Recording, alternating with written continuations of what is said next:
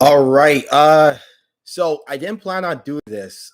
Originally, I actually planned to go out with some friends. Me and Stefano were gonna go out and watch, but then shenanigans happened. I am out of a car right now, and so I'm watching UFC 263 alone, which is all good. I'm gonna take this off. But yeah, watching UFC 263 alone right now due to shenanigans and stuff. Because I'm a nice guy and I let someone take my car. So, like, not steal it clearly, but you yeah. All that to say that due to shenanigans, I am without a car. Because of that, I'm live streaming UFC 263. I'm gonna just kind of recap everything that happened. If you didn't watch it, you're too busy watching the YouTuber TikTok fight because you're a loser. The YouTuber versus TikTok fight. You're a loser. And that's okay. But I'll recap what happened. By the way, if anyone's watching the Euro Cup, very, very interesting thing happened. And I say interesting because everyone's okay, but Christian Eriksen of Denmark collapsed in the middle of the match between, I believe it was Denmark and I want to say Denmark and Poland, not Poland. It was Denmark and Iceland. No, Denmark and Finland. And I don't know if they postponed it or if they called it at 1-0. And then I'm pretty sure no. Here's what happened. It was he collapsed, they postponed, and then they reset. But anyway, yeah, he's good now. He's okay. The reason why it's interesting is because he did collapse, and then he was stable and fine after, which was like, oh man. But it goes to show you, your heart's a weird thing, and life is fragile. So, message to everybody, we only got one life, and it's short. So, let me edit the title here but yeah, like, please like and subscribe. But yeah, let me run by everything that happened. And so first fight, so a fight, 7-second knockout. Terrence McKinney knocked out Matt Favola in 7 seconds. The fourth fastest knockout in UFC history. UFC lightweight record. He injured his knee after on a celebration, which is always sucky. It's always sucky. So yeah, Hakeem Dawodu and Davis end up losing, which was kind of sad if you're a Canadian. But a really surprising one is Lauren Murphy beating Joanne Calderwood. I didn't see that coming. I thought Lauren Murphy was going to win, to be honest with you. So yeah, those are some of the ones that were surprising. But if you're a hardcore fan, then Brad Riddell beating Drew Dober. These city kickboxing guys are about how impressive they are, and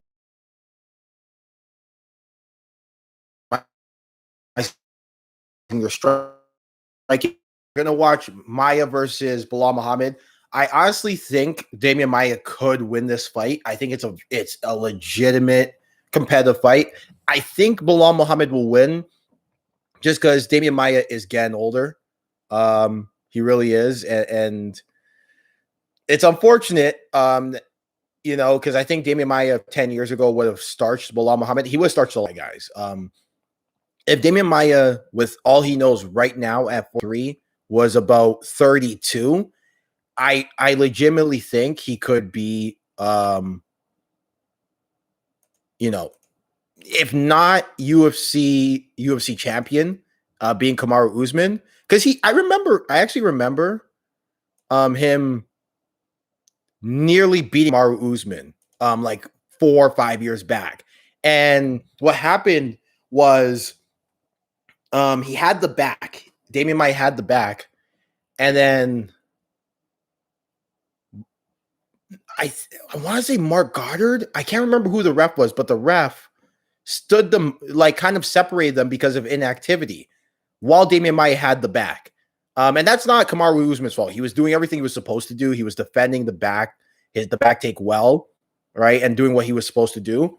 And they separated them, and Kamaru Usman ended up winning the fight. But I mean, Damian Maia, I think when he is on the ground, there's not a person better in the UFC at applying their jiu-jitsu to MMA. You know what I'm saying? The problem is he's 43, and when you're 43, your legs and your chin are the first things to go. So he's not fast, and he's not as fast as he used to be, and he was never the fastest guy. And his chin has deteriorated because he's 43. He didn't take a lot of damage, which is why he can still fight at 43. But at the end of the day, you're 43, right? Your chin is gonna go. I don't care how much little damage you did take. It's gonna go eventually. So yeah. Fight's underway.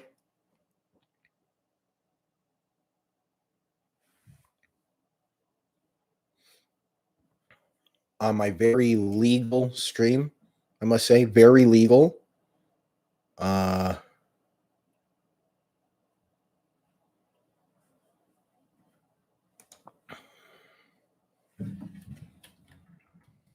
yeah. Also, comment below some questions, some things you want to ask. We'll get into it. I know, it's crazy. So, again, my very legal stream here. What was I going to say? I know that Bear Jew broke Jamal Hill's arm, which was really, really sad. Again, please consider liking and subscribing if you do see this and you like it. If you don't like it, that's cool. Not for everyone, and that's okay. In life, sometimes we want to. You're not going to like everything, but already Damian Maia's got Bilal Muhammad down, and this is exactly what Damian Maia wants. Now, Damian Maia is not the greatest wrestler, but he's become competent enough. Competent is a disservice to how good his wrestling is. He's not the greatest wrestler. Like, he's not going to. Thank you. I appreciate that. There it is. Right. I love people who love our channel. But yeah, he's not the greatest wrestler, and he's not even the greatest striker, to be honest, but he's maximized himself just enough to where he's competent. And if Damian Maia, okay, so Bilal Muhammad stood back up, which is, really good. He used the cage to stand back up. But Damian Maia is good enough at those other things that he utilizes his jiu-jitsu. And so I think Damian Maia can be good enough to win. The problem is, he's also,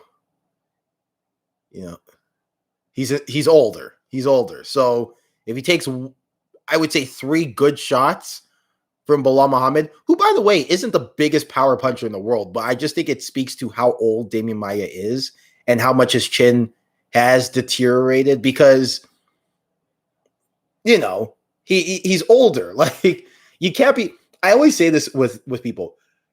When you take less damage, yeah, it helps with your chin. But the reason why, and yeah, it's a longevity thing. If your brain gets swashed around enough in your brain enough, then at some point you're just not going to be able to take shots. So you can extend your shelf life for sure, where you can fight into your 40s if you don't take a lot of punishment, or if you have like just a rock solid chin. In general, you can extend your shelf life by having good defense for sure. But at some point, your brain does go away. Sorry, not your brain. Your chin does go away. And so with Damian Maia, it's always just a question of like the ticking time bomb of his chin. At what point does his chin start to just kind of say, nope, I'm out of here, despite the fact that, if we're being real honest, Damian Maia hasn't really taken a lot of punishment over his career. I think there was maybe the Anderson Silva fight, but even that, like, Anderson Silva didn't really, try, which was a weird one.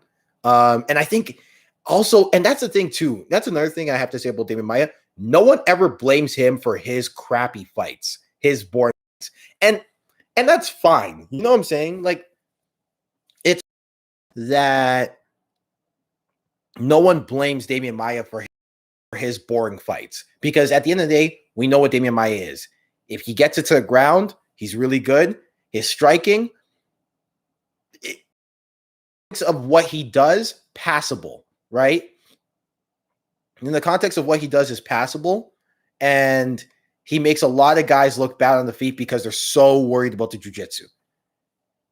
But the man puts on boring fights. His fights are boring. I'm sorry. The man puts on boring fights. There's no way to describe it.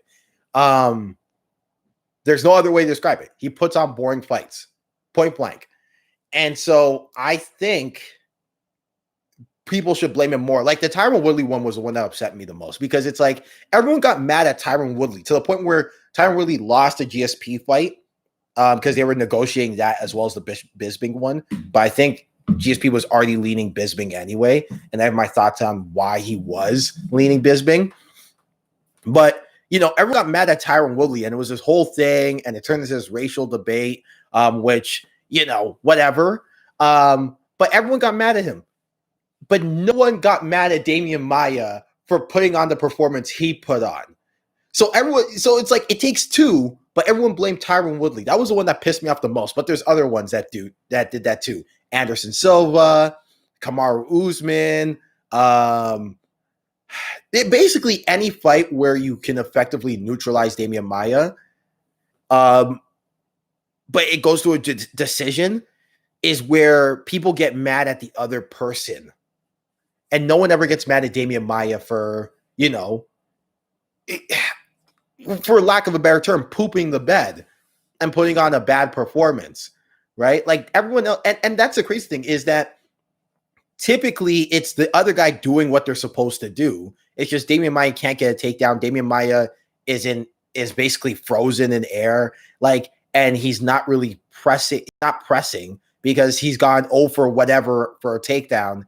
And his striking has never really, you know, that's just the thing. His striking, I think a lot of people make too much fuss about how bad it is. It's not bad. It's not bad when he mixes it up with everything. It's just he's very defensively responsible with staying outside and staying out of danger and staying all the way out or all the way in. He's very good at like not being in the pocket too long.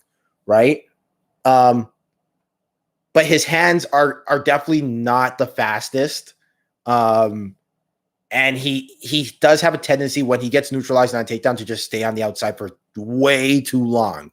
You know, and he should kick more. This is the thing too, is that I know he's a top player and that's his thing, but he should definitely kick more, because then you force guys to grab kicks or something, and maybe they don't even want to grab kicks. Like Ryan Hall is the king of this. He'll kick a lot, daring you to grab his leg. Like he'll dare you to grab his leg, and what happens is you either let him kick you, and that's the other thing. You either let him kick you, maybe he falls, and then all of a sudden you have to play the guard game, or you grab it and he can initiate some sort of sequence from there. So so Damian Maia, I guess, should have kicked more.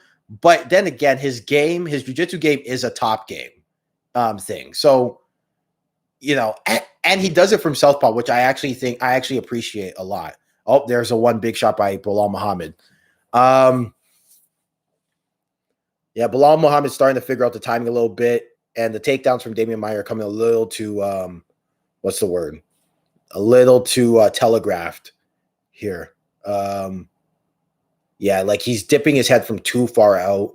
And that's kind of the nature of the reason why, consequently, Damian Maia is not the greatest wrestler, because what happens with Damian Maia is he'll throw these feints out from too far and then shoot in from too far, right? And so what ends up happening is you can see the takedowns coming, and consequently, he's not the greatest blast double wrestler. I actually think he would have benefited a little more from being a parry tie-up kind of guy and working from the body lock But then again, who am I to judge anybody? Like I'm an amateur fighter with a 2-2 tie record and 0-1 MMA record. I suck. Like, I was having this conversation with somebody. They were like looking at my strength of competition, and they're like, "Oh my god, you fight killers." And I was like, "Yeah, but at the end of the day, I'm still 2-2. Like, you got to, right? It's one thing to fight killers. It's another thing to win. You have to win, right? You got to put down." And Damian Maia's done that. So who am I to criticize? But yeah, my whole point is that though what Damian Maia is that like, yeah, Damian Maia isn't the like, yeah, Damian Maia is what he is, and I think he should be celebrated for what he is. And I actually don't think he should change, like, in terms of entertainment value. I don't think he should make his style more entertaining, or should have made it more entertaining, rather. But no one gives him, but at the same time, no one ever gave him flack for a boring fight. No one ever says Damian Maia is a boring fighter. It's always somebody else's fault as to why a Damian Maia fight is boring in a lot of fans' eyes. Like Anderson Silva, I got, because Anderson Silva was clowning a little too much, right? But Tyron Woodley was the one that always got me mad. It's like the man defended all 23 of Damian Maia's takedown attempts. The man outstruck him at like like Damian Maia, I think, landed like 23 significant strikes or some insane number like that in a 5-round fight, while Tyron Woodley like outstruck him like 4-1. And yeah, the fight was boring. And yeah, it set a record for the lowest amount of significant strikes landed by both opponents. But that's the thing. Both opponents. And Damian Maia landed less. And no one ever gave Damian Maia shit about it. No one. But everyone gave Tyron Woodley shit about it. And that was like, to me, the one that I rolled my eyes at. And I think I have some reasons as to why I think that was. I do have some reasons as to why I think people gave Damian Maia a lot of Tyron Woodley the brunt of the blame as opposed to Damian Maia, and they shot Damian Maia a lot of bail. But the point is, they didn't really give Damian Maia the blame that he should have deserved for that. I think it was more of a 50-50 thing. Third round, by the way, I got it right now. I got it 1-1. And the only reason why is because Damian Maia did have some control time with the one takedown he landed in the first round. Otherwise, I think Bilal Muhammad is fighting a great fight here, and doing what he's supposed to do. But again, this is another one of those boring Damian Maia fights. Well, it's not boring, but very measured, tactical. I don't even call it tactical, because tactical implies that like they're doing some insanely complex things on the feet, and it's not that. It's a typical southpaw orthodox matchup where you're eliminating the jab, and it's a straight right versus straight left matchup. Bilal's kind of stepping to the outside, getting the outside foot as much as he can, and he's actually kind of mixing it up to the body and throwing the open side. Like, it's not super complicated, but it's a more measured fight, right? And Bilal, and this is one of those measured, slow pace, tactical fights. And if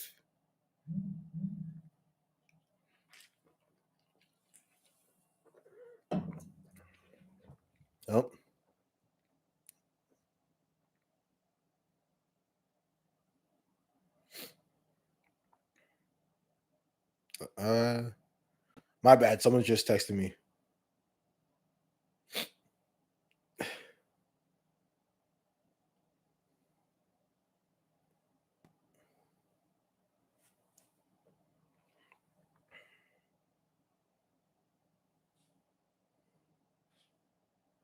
Oh yeah, okay. I recommended a parlay to someone, and 2 of the 3 conditions have been met, but the last condition is getting a little hairy.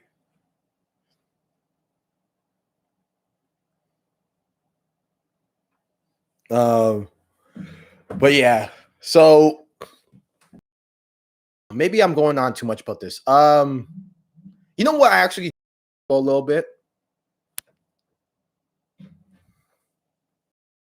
Let me text him one more time.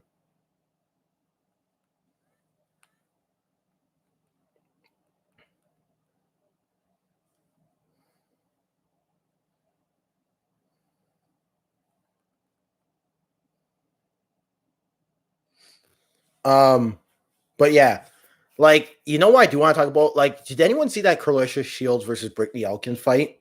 And also, let's see. Uh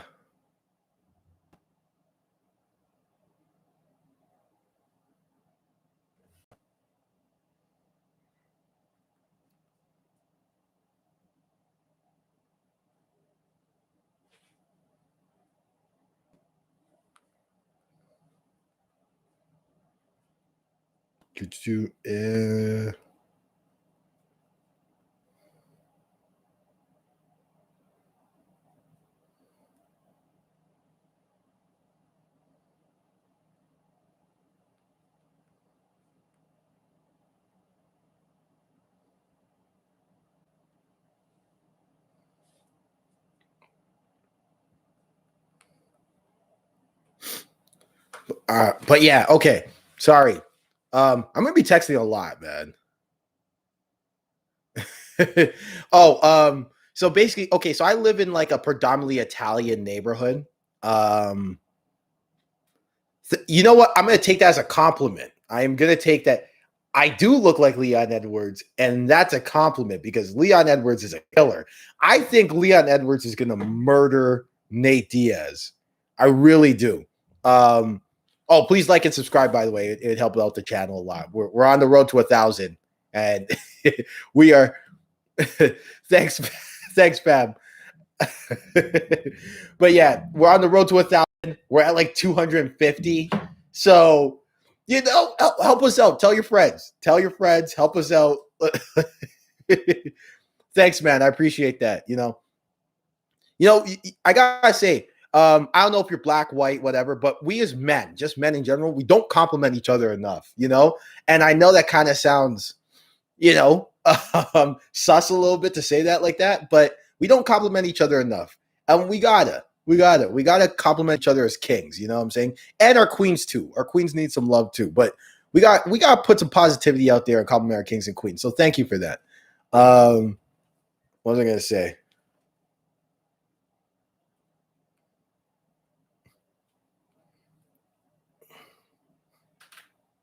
Mm.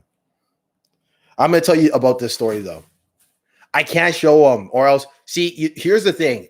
All right, let me explain it like this. Bilal Muhammad probably won, although he got murdered a little bit in that third. Like, what was I gonna say?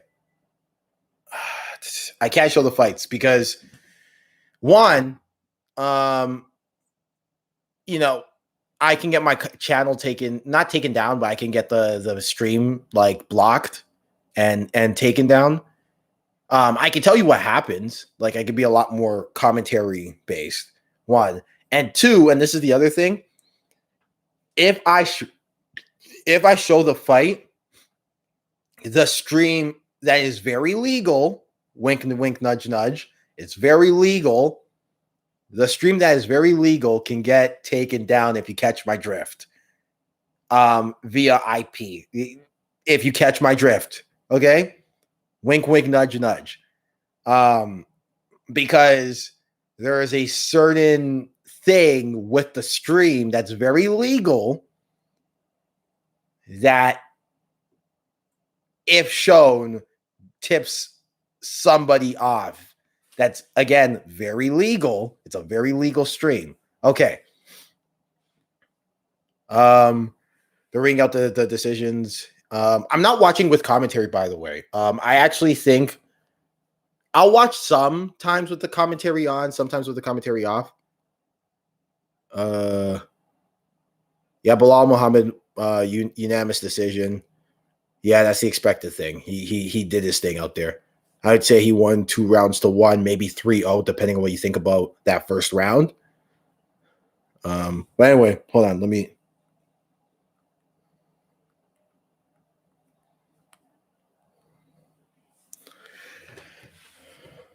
But yeah. Oh, DK Metcalf is in the building. See, a lot of these fighters, a lot of these really, like, a lot of stars come out. So it's surprising to me why the UFC, I would have to say,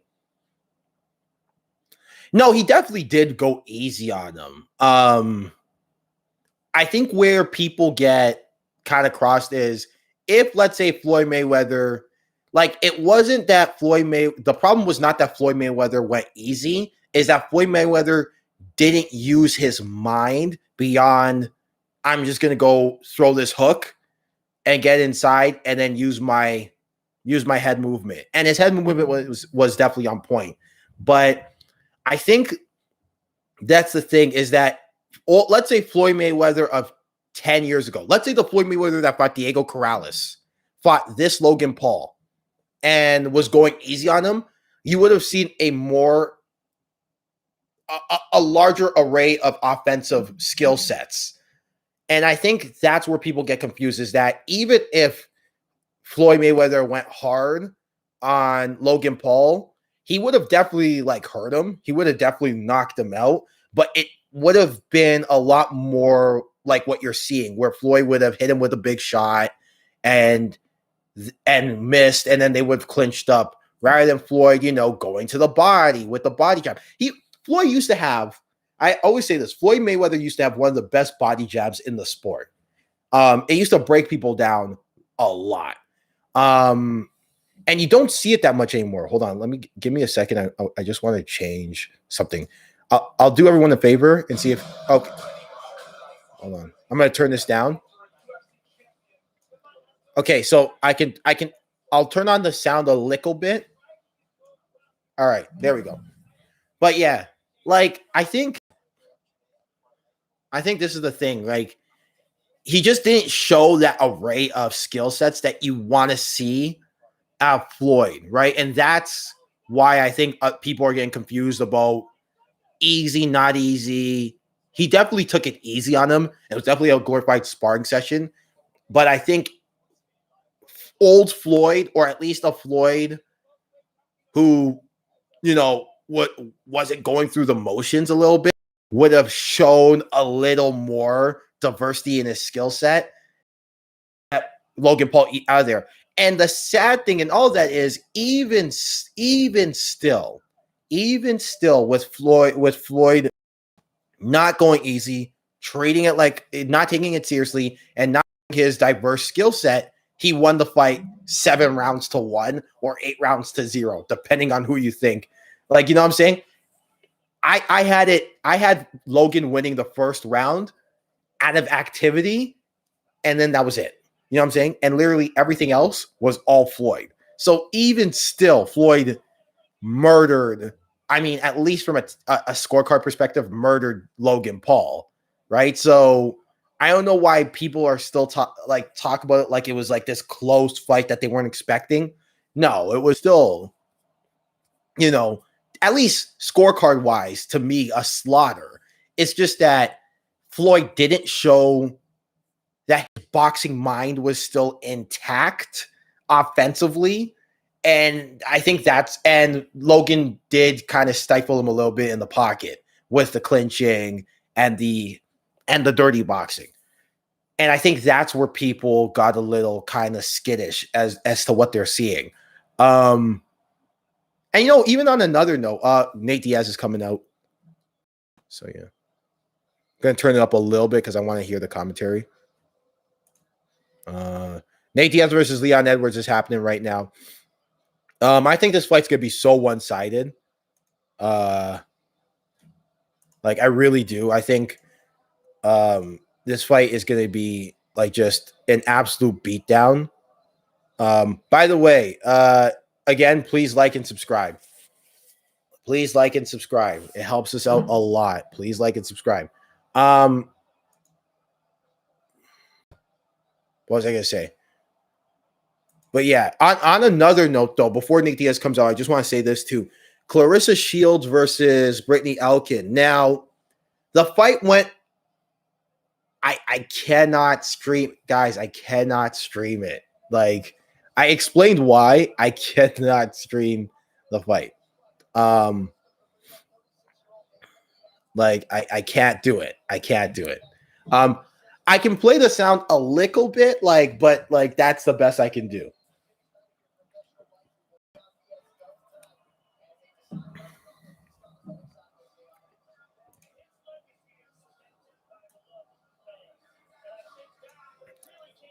All right.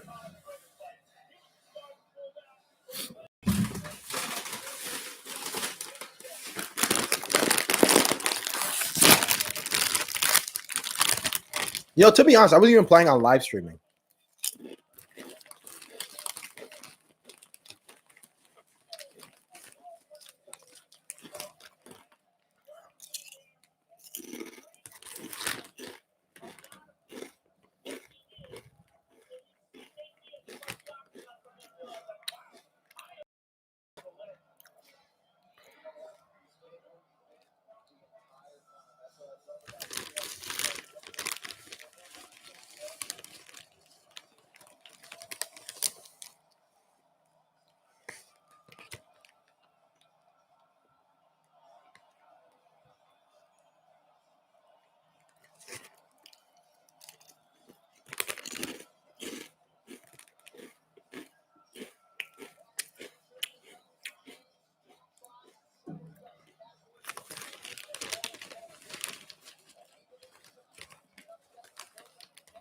Man. Oh, interesting thing.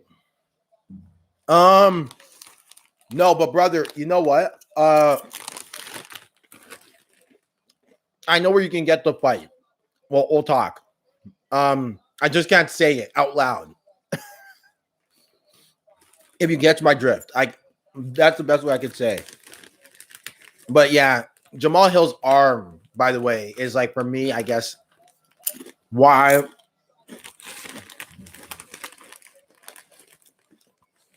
people get a bad name. Why MMA gets a bad name, because they see things like that and they mistake it as more dangerous than getting hit to the head.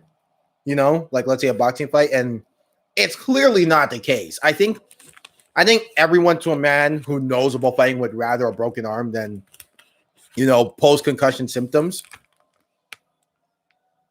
But, Leon Edwards is coming out.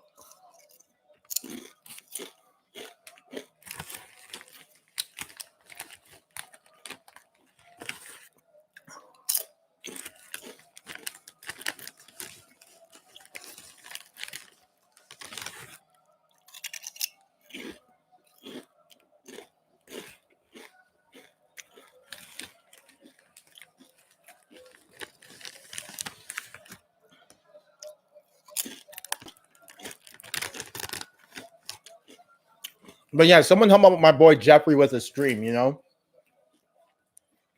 My boy Jeffrey is praying for a stream.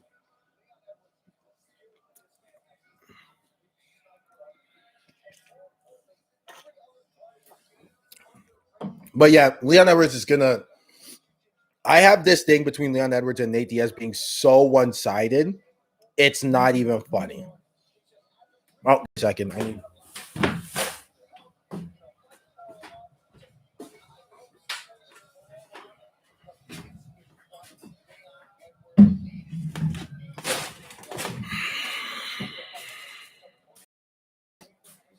All right. Like someone, I'm not trying to.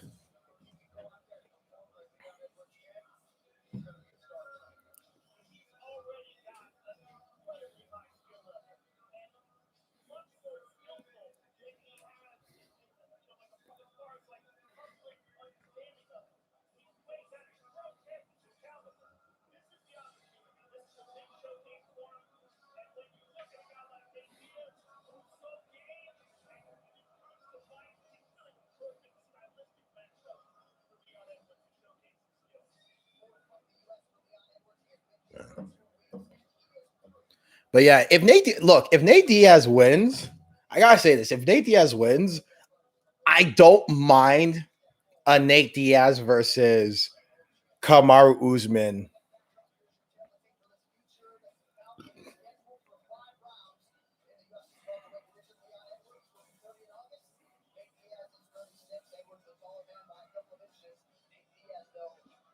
Like I don't mind. What's it called? I don't mind Nate Diaz getting a title shot if he beats Leon Edwards, right? But I know the truth. You know the truth. We all know the truth. Nate Diaz is gonna lose, and he's gonna lose bad. Oh my God, he's a plus 385 underdog. So everyone knows the truth. You know, I mean, see, here's the crazy thing in all this. I want Nate Diaz to come out here, Stockton slap Leon Edwards. I really do. And the reason why is because there's something about Nate Diaz that represents the old version of what MMA used to be. Kind of counterculture, family-oriented kind of a sport. It was very insular. But like insular in a good way, not like because there was like a culture to it. There was something unique and distinct about it, and it has this kind of corporate flair.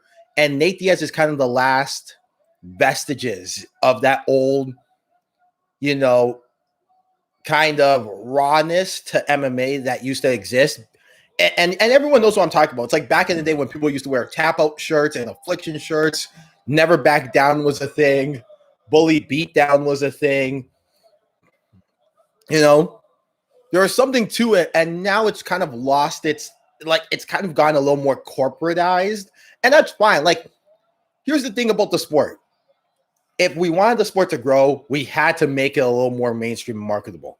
But Nate Diaz represents that last little vestige of the old version of going about it, right? So, yeah. All right, fight starting. Nate Diaz actually kind of displaying a little more movement.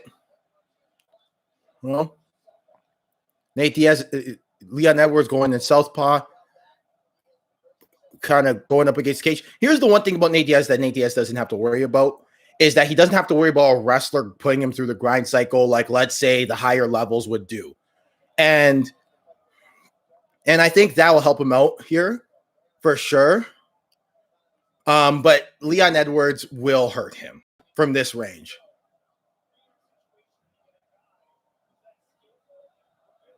Right.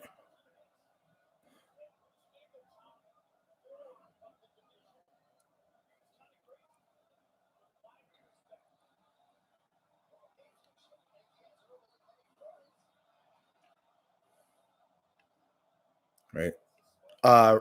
Yeah, Nate Diaz did a little bit of showboating there, and Leon Edwards kind of putting his hand down. You know. But yeah, he doesn't have to worry about being put in a grind cycle, and he can strike as much as he can. The only thing is, from kickboxing range, it's gonna get ugly because Nate Diaz doesn't check leg kicks. Like, and if I'm Leon Edwards, I just go there early and often. Let him know it's gonna be a thing. You know what I'm saying? And to his credit, he's doing it a little, but it's not as much as he should. You know.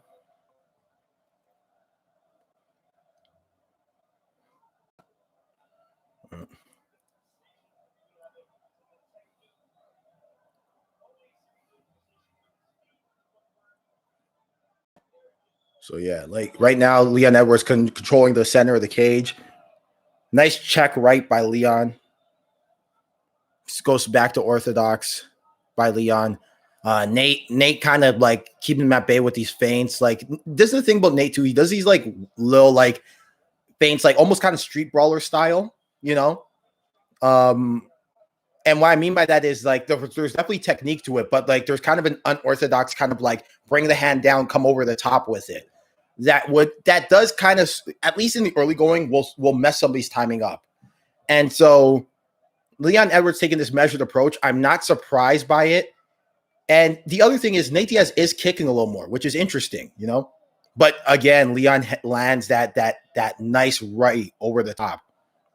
And here's the thing: Diaz can take those all day, right? He's tough, he's durable, but it's gonna get ugly as the fight keeps going on if Leon figures out the timing, right? But yeah, like it's not. That's the thing. Nate's not going to be worried about getting put in the grind cycle. Like Leon's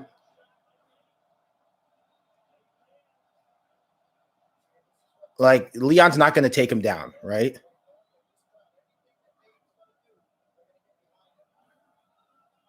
The one thing I hope though is the judges don't get like swayed by the crowd because, you know, I think, and they just mentioned it.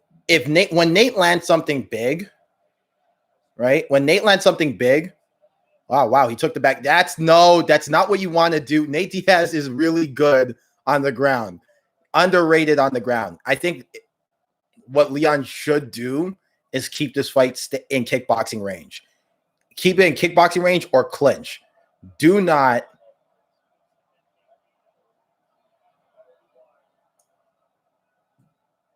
Right.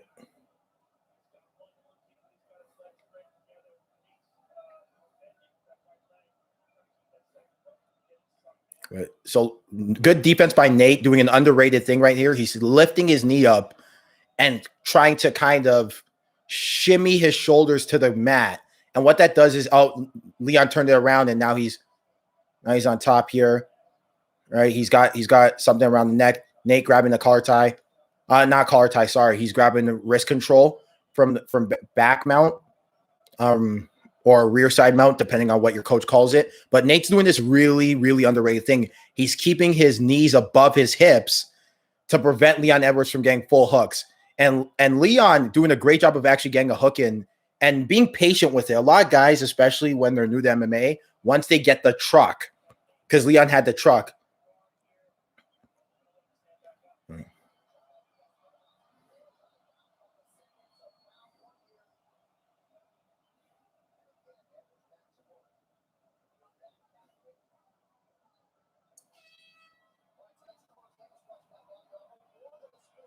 End of round one. That's a Leon Edwards round. But, I got to say, I expected Leon Edwards to kick the legs a lot more. And it's probably because he couldn't get in range enough. But,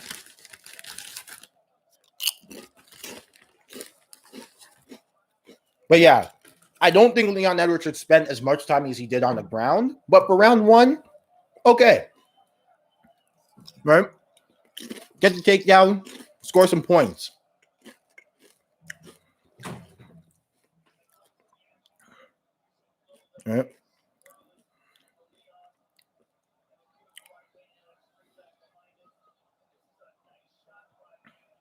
But I love how Nate Diaz kind of feints that front kick. He'll do this kind of knee up thing, and then again he likes to bring his hand around the corner, which is something newer fighters shouldn't do.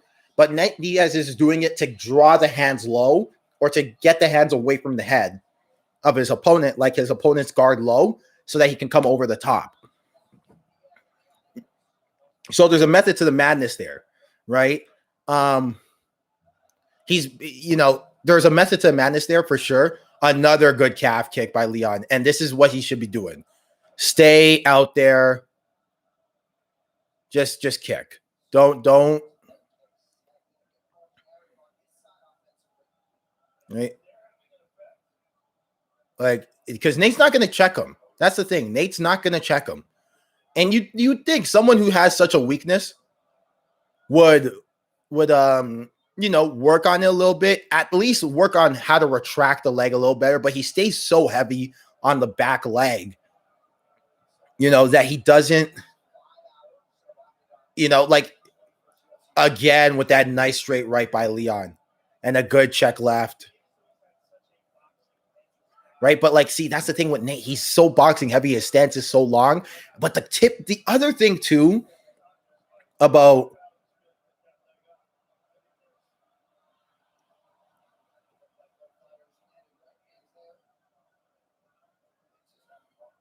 man, but yeah, no, this is a fight where I think Nate's gonna get hurt bad. And to his credit, Nate's gonna be tough. He's gonna stay in there for all five.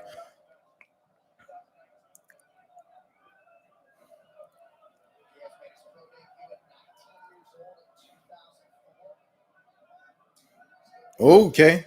Retracting a leg a little better, but still that's not kind of the way you want to do it. You kind of want to. So, you'd think he would work on it a little more because he stays so long that, maybe get the outside leg, right? Don't stay in southpaw exclusively or orthodox if the person switches stances. There's ways to do it where you can be boxing heavy and not have the calf kicks be in effect. Right? And another calf kick. So there's a way to do it. There's ways to do it where you can be a boxing heavy style, where you can have boxing stance at least, right? where you can have a boxing heavy stance and not necessarily worry about leg kicks, or not even necessarily worry, but neutralize them. There's ways to do it. Retracting the leg, staying in mirror stance. So they go orthodox, you go southpaw. They go southpaw, you go orthodox. Like, there's ways to do it. Nate Diaz has shown a propensity not to do those things. So as a result, yeah. But I do think Leon Edwards shouldn't spend so much time on the ground. Like, just beat up the legs. Beat up the legs. Eventually, like, you can get Nate Diaz. Like, you're not going to get Nate Diaz to quit on his back. You're not going to get him to quit hitting him in the face. But you're definitely going to get Nate Diaz to quit if you hit him in the legs. And uh-oh.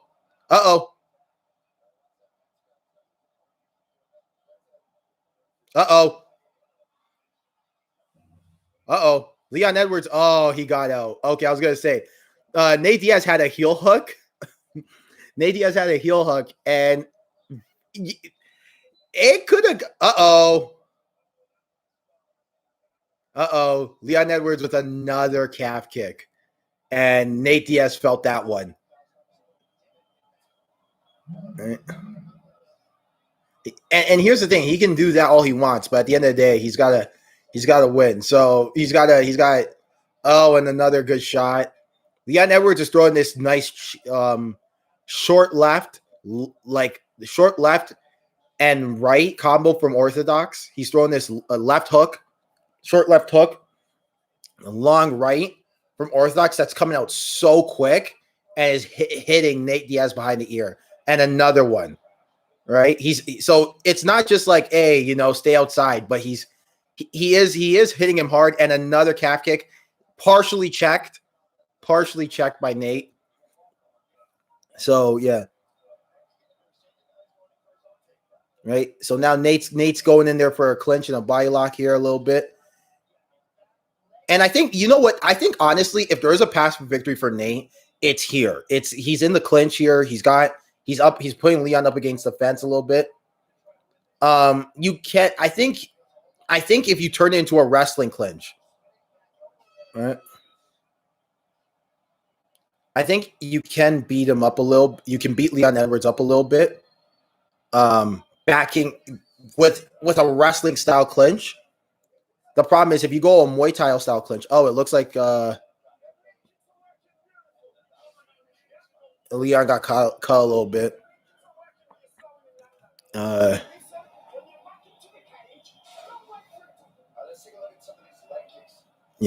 yeah, like, I think the story of the fight is leg kicks right here.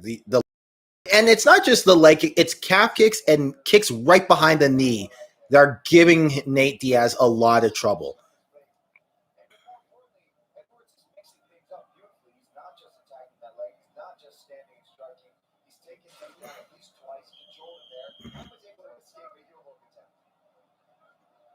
Right. But yeah, like, Nate nearly had a heel hook too.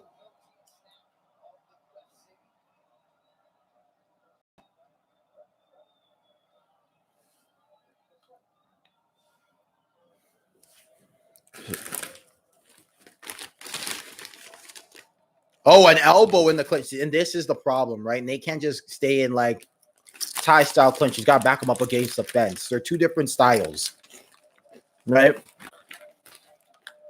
There's a conventional Muay Thai clinch from the front. Oh,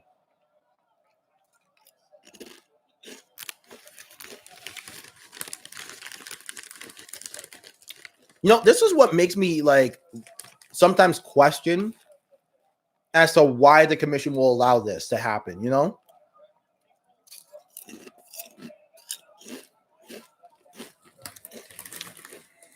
But hey, there's 2 more rounds. There's 3 more rounds. There's a lot of fight left.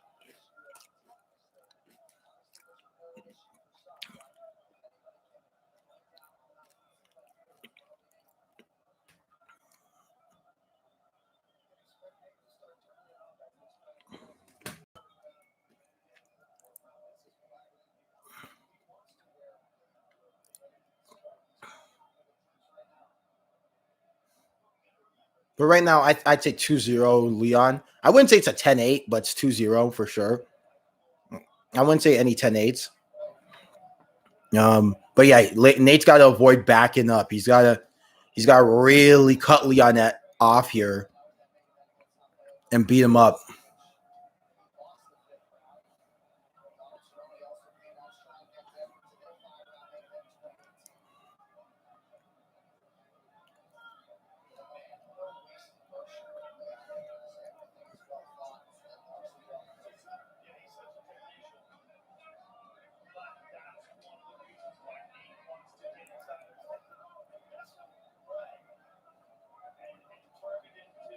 Another great takedown. But again, when Leon Edwards takes Nate Diaz down, you're flirting with danger and allowing Nate to get back in this because one of the underrated thing about Nate Diaz is he's got a great jiu-jitsu game, but a great jiu-jitsu game from his back. He's really good off of his back, right?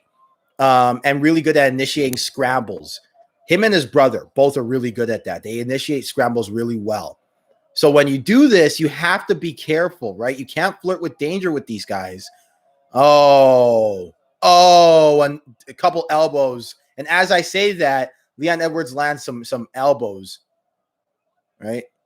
But yeah, this is the entanglement that he got in last time when Nate initiated single leg X guard and got that heel hook, right? And now he's gonna stand back up.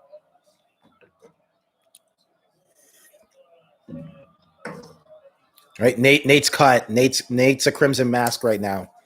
This is what we told you would happen.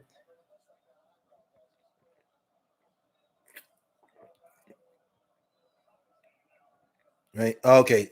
I thought they were gonna stop the fight because of a cut, right? Oh, okay. So Leon gave him a fist pump, and Nate Diaz slapped the fist pump away, and then Leon Edwards gave him a double bird. I love it. Right.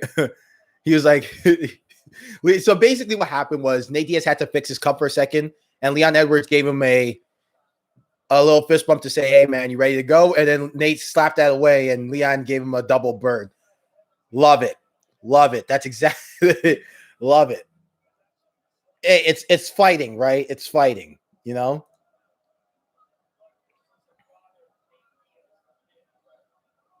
Again, people's like and subscribe if you're new, and you like our content. It helps us out. This is what you flirt with danger when you let Nate initiate scrambles, right?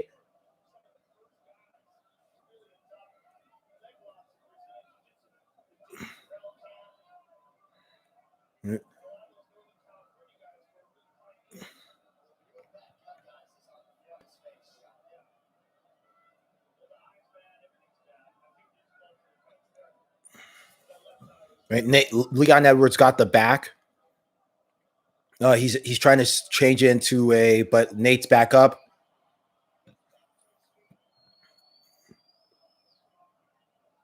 Oh, another spinning elbow.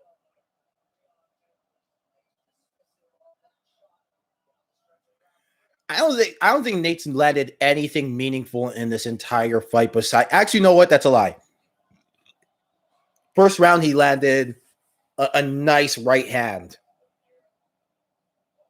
Oh, nice cutting elbow there.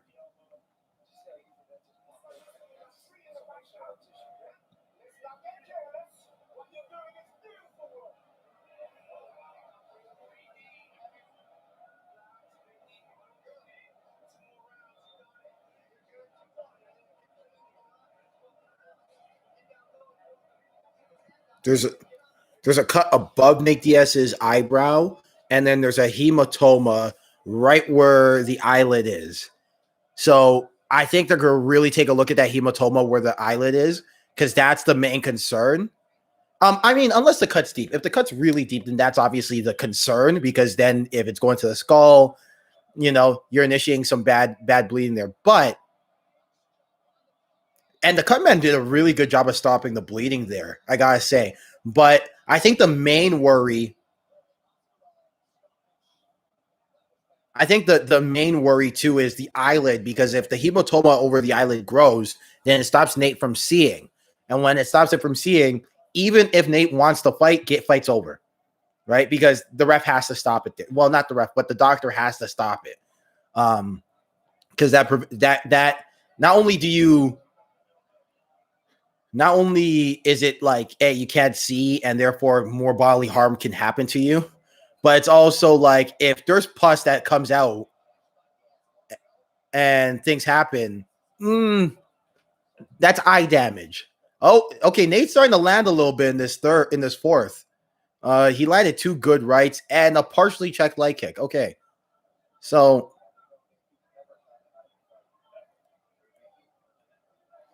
so like again, that meaningful comment I take back. If you like the stream, please like and subscribe.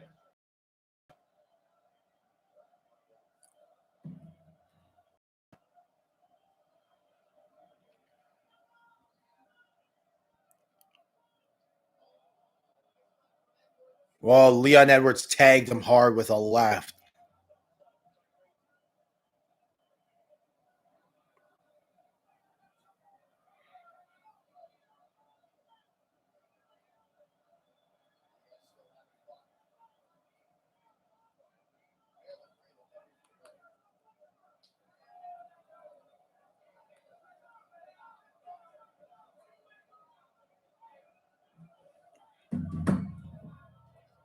Oh, big right.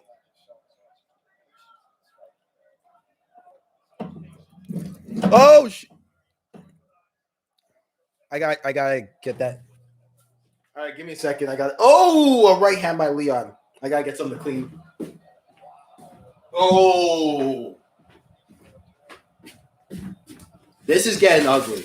And I hate to say that we knew this was going to happen, but we knew this was going to happen.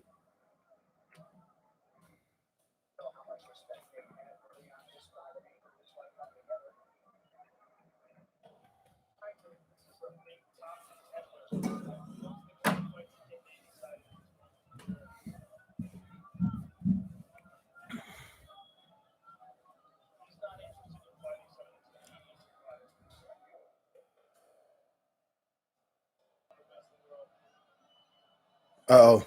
I'm not liking Nate's body language here. He looked away from Leon.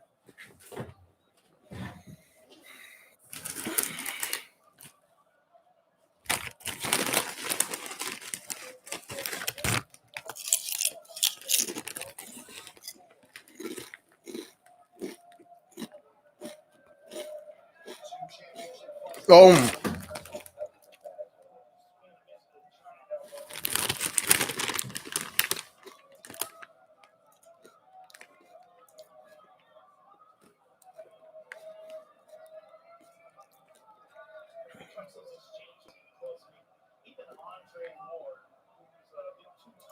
Oh.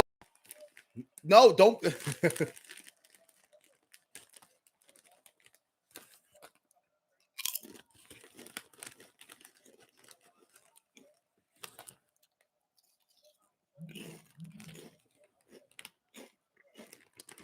Testing.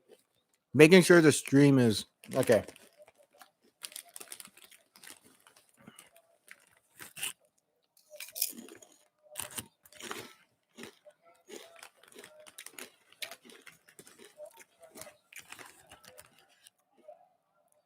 But yeah, I really hope the judges don't. I mean, I don't think it's going to be an issue because Nate hasn't really landed anything meaningful, but I'm saying like for this an elbow.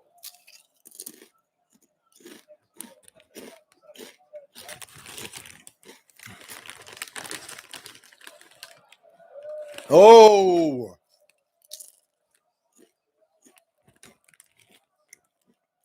Edwards lands a stinging left.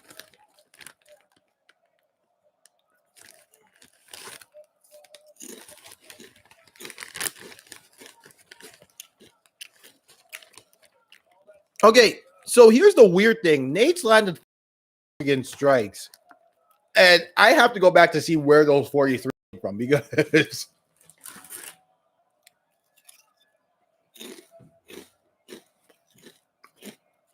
Oh, it's maybe off of those like lefts over the top.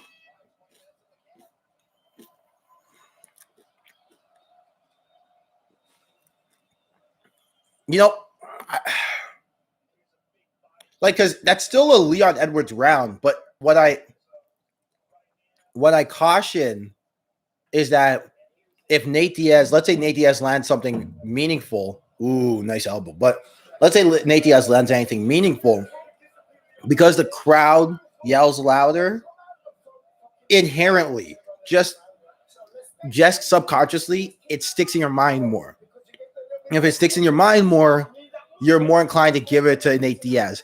And I hope that doesn't happen because Leon Edwards is up far and away in the fight. Much closer fourth round, I'll grant you. Excuse me. Much closer fourth round, I'll grant you. But still,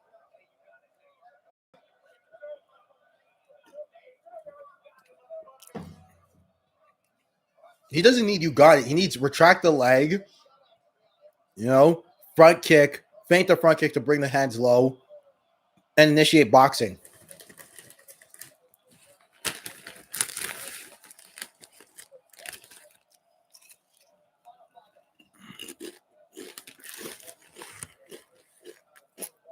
Oh, Leon's having fun. Well, foot sweep there.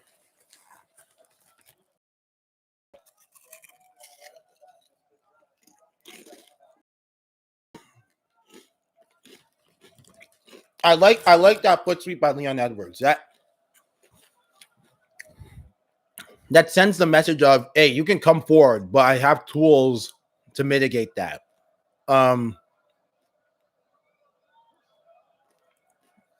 You know what I'm saying? It shows that, hey, you can try to come forward, you can try to rally, but I'm not letting that happen. Okay, nice short elbow by Nate though, but it sends that good message that you want to send.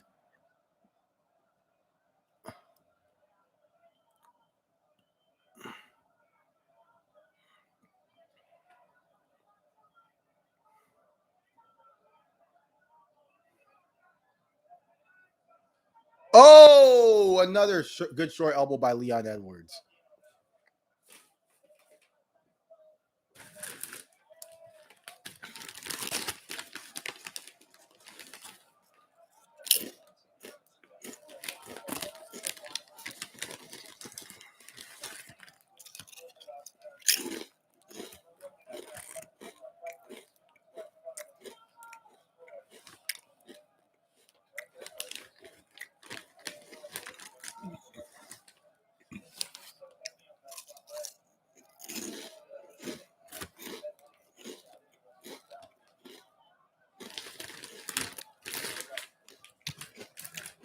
But yeah, again, Nate leans so much on that front leg, and it's a blessing and a curse, right? Like those calf kicks are going to come hard. Oh, seems like Nate's coming on a little bit here. He's having a good fifth round. Like Leon's doing some things that are mitigating it a little bit, but Edwards getting that underhook in to stop the takedown.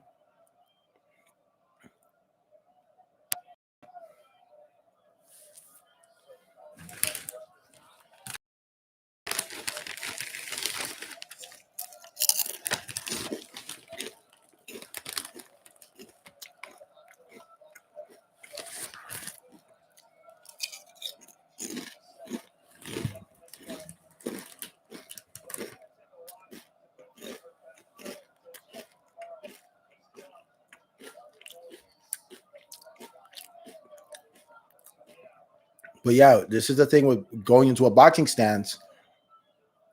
Is like when you're just at boxing range, you're gonna get lit up with those kicks.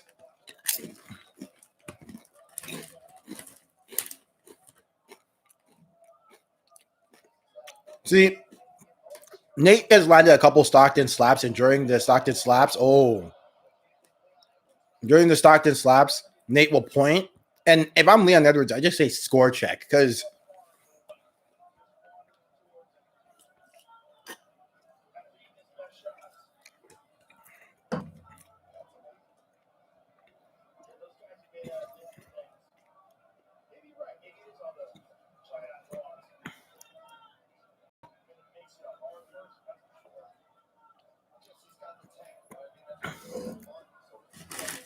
And that's they mentioned a good point. Like, oh, uh oh. Nate just landed a big right. And Nate just landed a big right. Leon's hurt. 40 seconds left. Oh my goodness. Leon.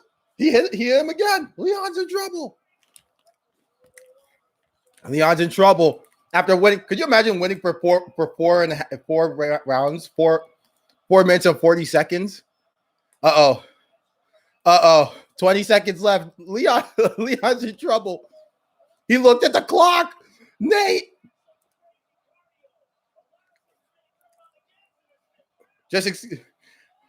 Oh my God. Oh, Leon's in trouble.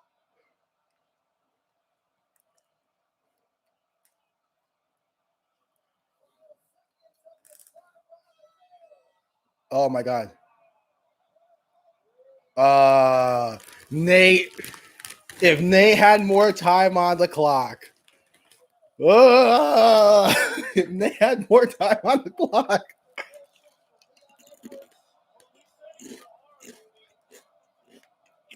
Man.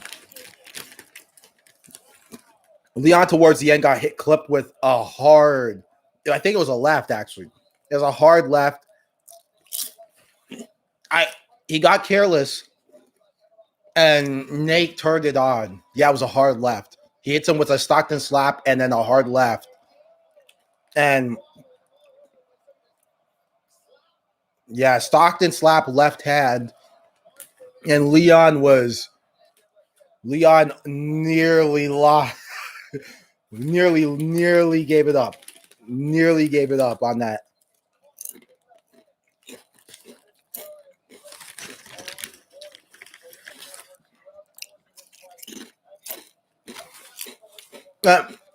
Look, aside from that last minute and a little bit, Leon fought a good fight. I think Leon's going to win, but boy, did that fifth round. If you imagine Nate Diaz got let's say Nate Diaz got 3 minutes. Let's say Nate Diaz got 3 minutes to work off of that.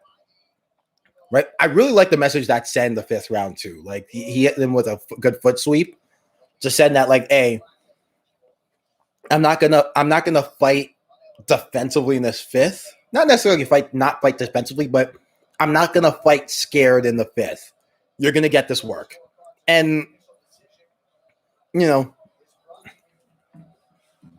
almost I wouldn't necessarily say it worked to his benefit because I think even if Leon fought defensively, that Stockton slap left hand would have got Nate anyway. But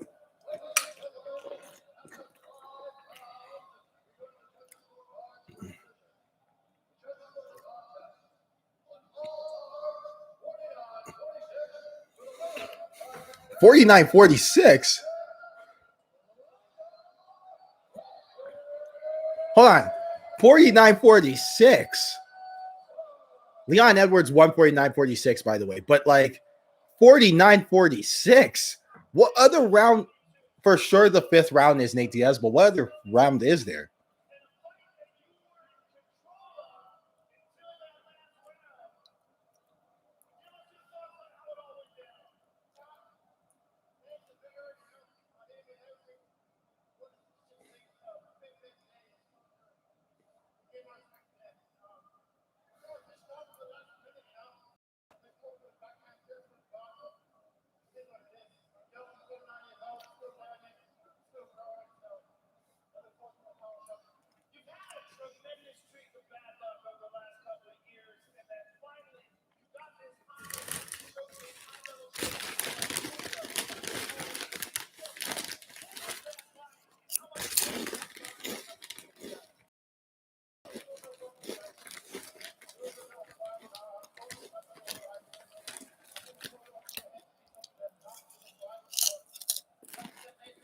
Well,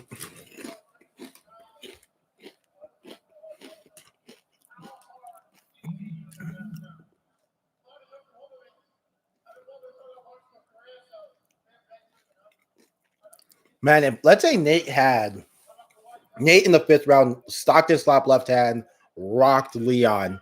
And Leon was on Queer Street for the entire minute and I would say 2 minutes of that 5th.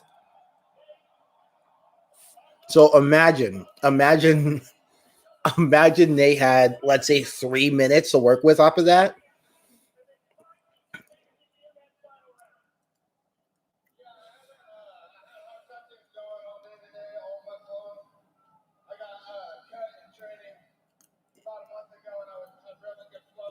See, I hate when Nate Diaz does this. Like, and the Diaz brothers are famous for this. When they lose,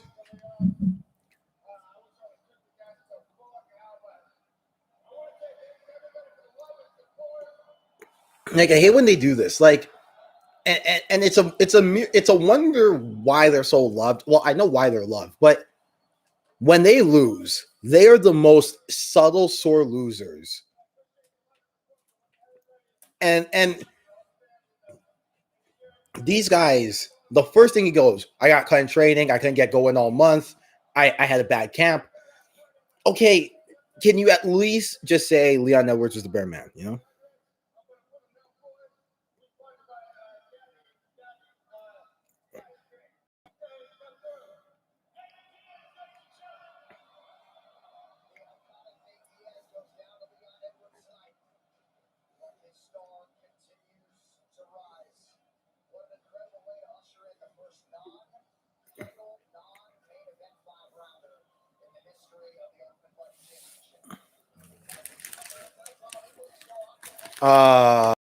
Okay. After what the Maple Leafs did for embarrassing the city of Toronto, man, I gotta say too. After what Austin Matthews did, and William Nylander, well, not William, but Mitch Martin for sure, they get no ratings from me, bro. I'm kidding, but they really did kind of embarrass us a little bit. They were up 3-1 against the Canadiens. And the one thing about, if you know anything about Toronto sports and Toronto Maple Leafs, you know we hate losing to Canadians. We hate losing to Canadians, so that hurt us a little bit. I'm not going to lie.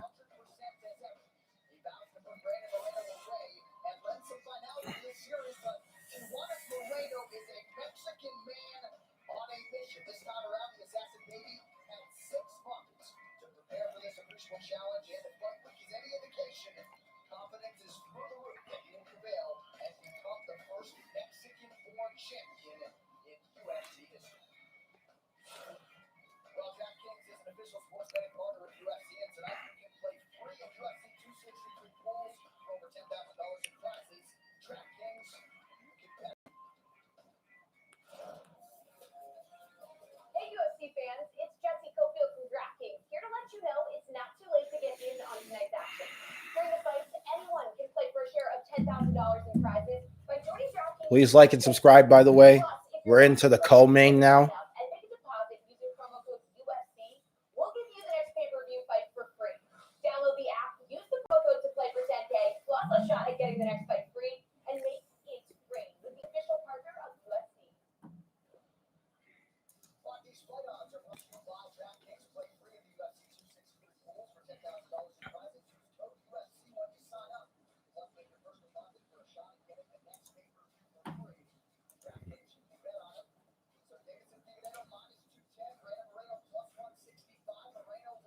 Right. Here's the thing. So their first fight, right? And I always say this, the thing about their first fight was if Moreno does not get that point deduction for a justified point deduction, not saying it wasn't, but if that point deduction doesn't happen for the accidental low blow, you know, I think this like a competitive fight, a fun fight for sure, and one of the few times where I actually think no crowd was a net positive because the corners were so insane in this fight, the first fight.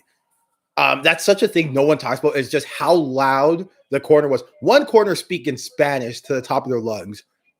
The other is speaking Brazilian Portuguese because it's different from Portuguese. Um, you know, like I compare. So here's the thing about Portugal. You know what? I'm not going to go into it. No, Vettori did not win. Vettori, they haven't fought yet. What was I talking about? Yeah, Vettori has not won yet.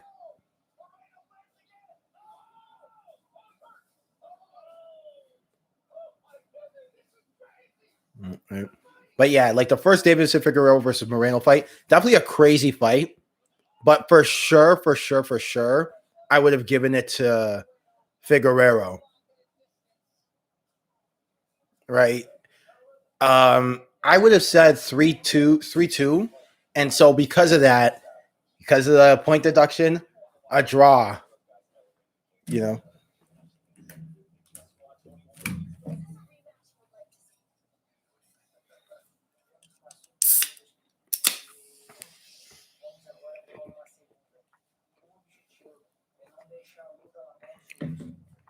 Here's the thing about this fight too is that one factor we need to take in mind is Figueroa always has tough weight cuts for sure. Like he's always had a real tough time making weight, and it's not because this is one of the times where it's not because he's lazy, but because he cuts too much weight. He cuts way too much weight. I actually think Figueroa might be better fighting at 35 than because he has the power to knock out 35ers. So I don't know why he's so insistent on staying in 25 because the man cuts damn near 40 pounds. So it's just not smart. You know what I'm saying? And especially long term, he's really going to get the receipts are going to come long term for that kind of thing, right? One people look hi. Please like and subscribe, by the way, if you are looking. Like and subscribe. Bringa. Is that how you say your name? Bringa? Helps us out, Bringa, if you like and subscribe. But yeah.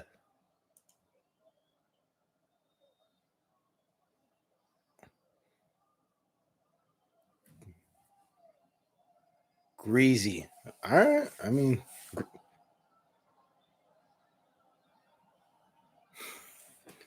uh,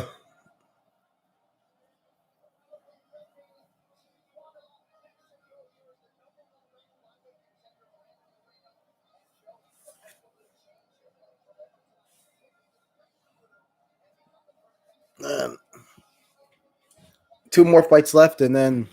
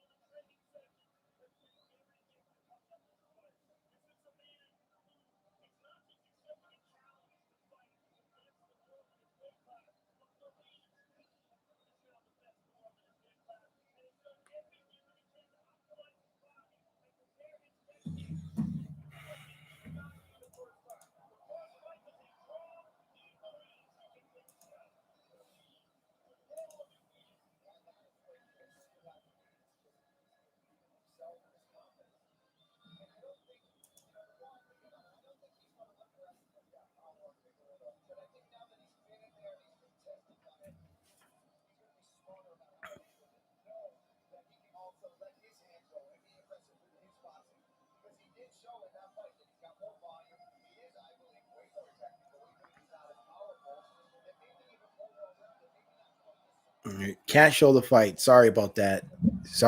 Can't show the fight. Moreno has just walked in. See, this is the crazy thing. Like, guys, I know the fight's expensive, right? But how do you guys expect right? Like, you guys have to look for your streams if you guys don't want to pay. If you do want to pay, because here's the thing, if you want, and let me go on this rant. Let's say you can't see the fight, right? You can always watch the day after for free, right? I mean, hey, like that's fair. Also, that's grammatically incorrect. But yeah, like we had at 1.20 concurrent viewers, so you know, which obviously is not like always the greatest. Like, hey, I'm not Logan Paul out here. But yeah, like, you know, if you guys want to see the fights, there are, and you want to see them, and you want legally, you know, there's a way to do it. You buy the pay per view, or if you really want illegal streams, they're everywhere. Illegal streams are everywhere. Like, and this is one of the things about Dana White that I have to say is he's playing a losing battle against these pirators. You're not going to beat them, so you have to get money in other ways.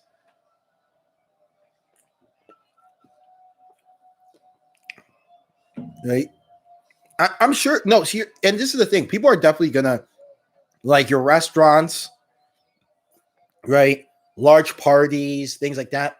You're definitely going to make money off of their pay per view sales, for sure, for sure. But we're talking that individual in the home. A lot of them know how to pirate, and it's unfortunate, but it's the truth. And they know how to pirate, and they're not going to stop.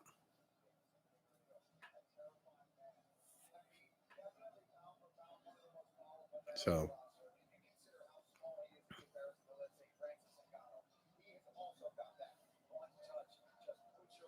But yeah, like Davidson Figueroa was so insistent on cutting so much weight. This man, so this is the story going into this fight. He cut weight. He made weight 30 seconds before the time expires for you to make weight. So with 30 seconds to spare, he cut weight. Sorry, he made the weight.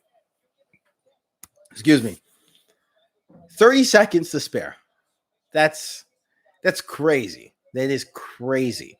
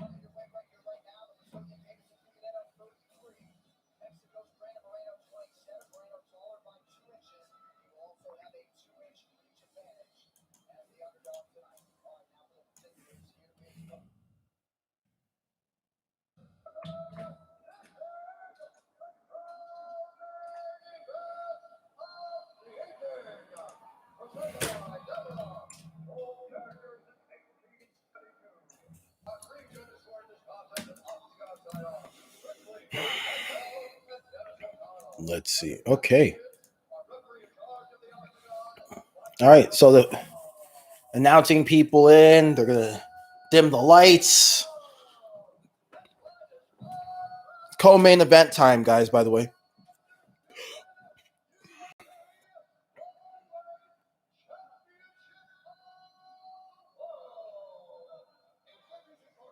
Fighting out of the blue corner. What arena are they in? Are they in Arizona or Las Vegas?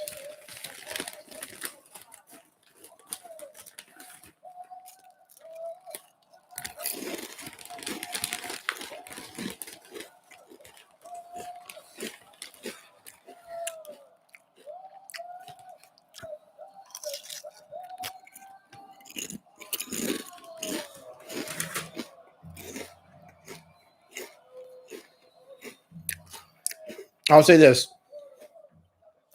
The UFC really wants Brandon Moreno to win.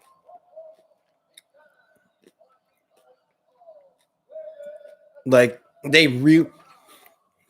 one of the underrated talking points is just how much the UFC wants a Mexican champion. Like they really want to go into Mexico, and specifically Mexico City. They really want that Mexican market. No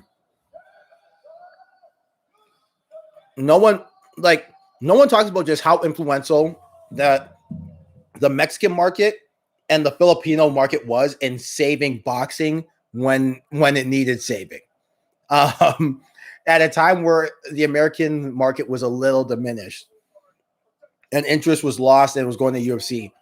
The Mexican market, the Filipino market, and to a little bit of an extent, the Cuban market, but it was more so Mexican and Filipino, really saved boxing at a time when they needed it most. All right, fight's about to start. Moreno, Figueroa.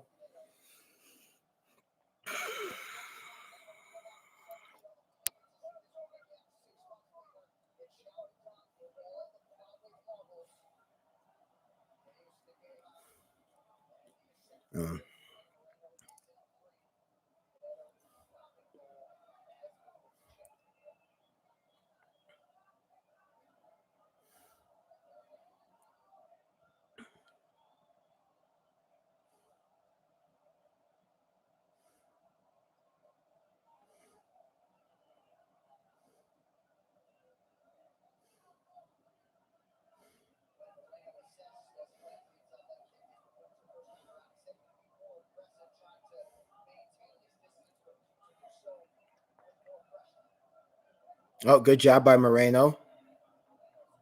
Good job by Moreno. Threw a nice inside leg kick and kind of a slapping leg. Oh, he is starting to find his range a little bit. Figueroa hasn't let go yet. Figueroa likes to explode, though. That's the thing. So he's not gonna. Figueroa doesn't throw a lot of combinations or feints or feelers out there. He basically his fight style equates to I'm gonna throw this right hand now. It worked the first time. I'm gonna try it again until it doesn't work. Which, you know what, there's merits to it, especially if you could do it for 5 rounds like he can, right? Because you could always hit somebody hard, and you'd be surprised what happens when people are hit hard on a consistent basis. Um, you know,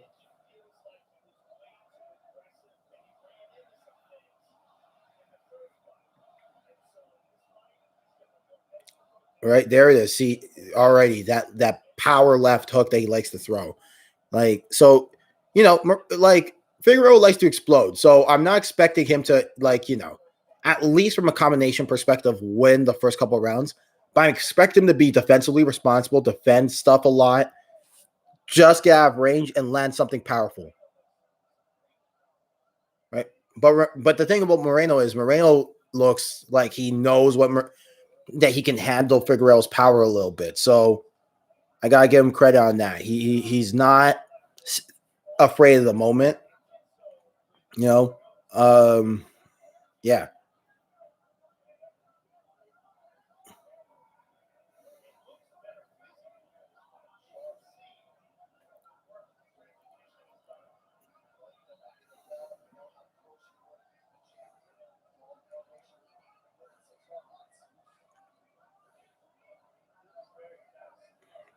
Moreno has good hand speed.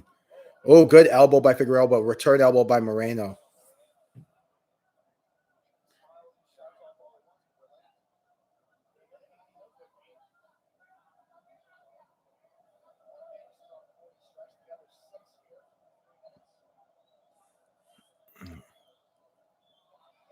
Body head for Moreno. Good jab by Moreno. So yeah, I would say this is a Moreno round right now. Oh, good inside, good outside leg kick by Figueroa.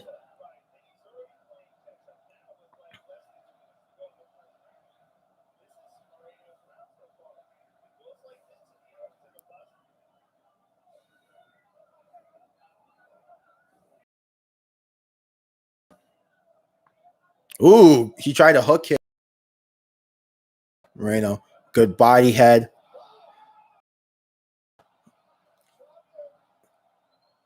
Man, good round for Moreno. He just dropped Figueroa. Figueroa holding on. good place punch, man. Like that just landed as Figueroa was going for something powerful, and that's the thing, right? He ran into it.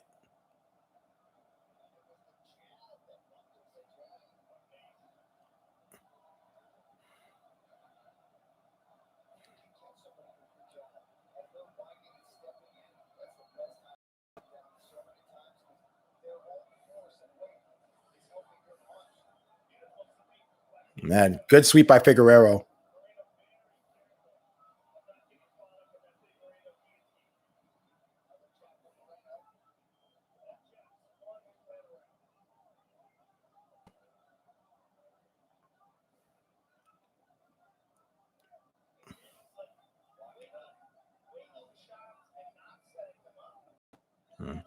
Joe Rogan just made a comment about Figueroa not setting up his shots. I'm like, yo, have you watched the Figueroa fight before? Like, clear, like this is how what he does, you know? Like, this is what Figueroa does. He throws everything hard. He explodes at every turn. Ah. Mm.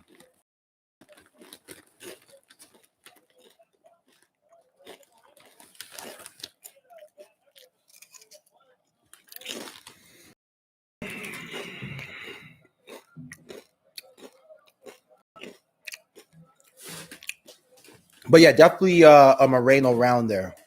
And you could make an argument to 10-8, depending on how liberal you want to be with it.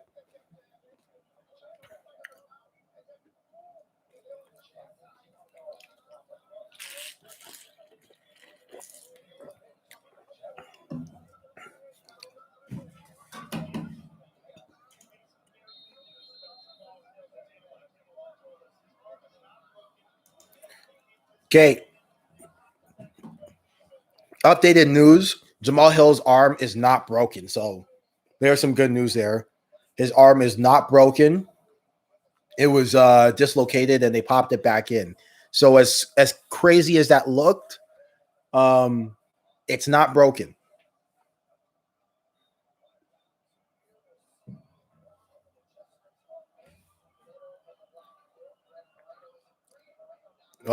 Figueroa starting to open up a little bit.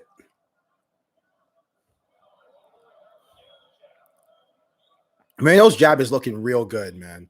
I gotta say. Figueroa takes him down. And good job by Moreno reestablishing his guard, right? Um, really good by him establishing his guard.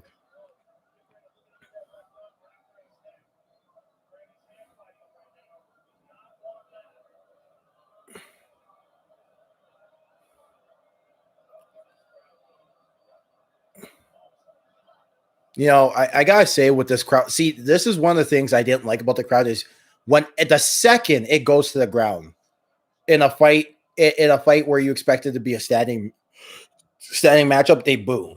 And like the second there's inactivity, and I challenge anyone to just hit pads for just like for 3 minutes, and you would want some inactivity too. And so,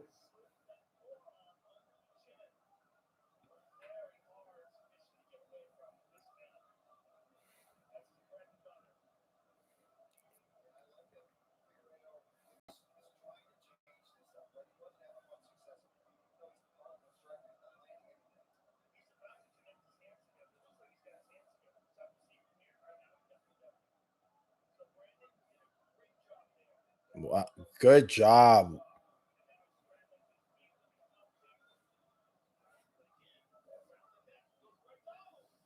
Oh, lost it. Good job by Brandon Moreno getting out of there. But yeah, good job by Figueroa trying to change things up, and Moreno just getting himself out of there. And these don't get twisted too. These knees to butt too that Moreno's trying to land, they hurt. They hurt. I wouldn't say they're stopping the fight per se, but they hurt. And he's good. And Moreno and Figueroa's probably going to feel in the morning too. Uh, uh, Swept, and now he's got mount. Sorry, rear mount. He's got his back, and Figueroa gets out of there, reestablishes guard. It'll be interesting to see if Figueroa wants to get back up or if Figueroa is going to use it to.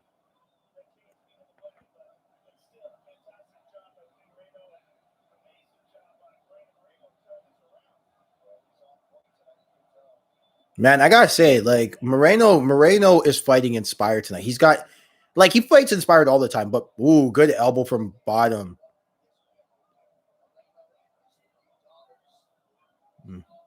Man, but Moreno's fighting is fighting an excellent fight. I gotta say right now, for him to be on top right now, not really looking to pass, and that's fine, you know.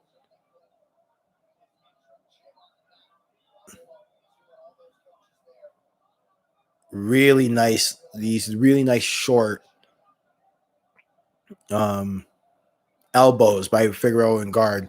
They're good, they're damaging, but they're just not going to get the job done. If I'm Figueroa, I looked at it's good. It's interesting to see what he'll do here if he'll look to um, Moreno. I think is cut from these elbows to the bottom, so they're doing good damage. It's just, you know, and again to back, and again Figueroa rolls and excellently scouted.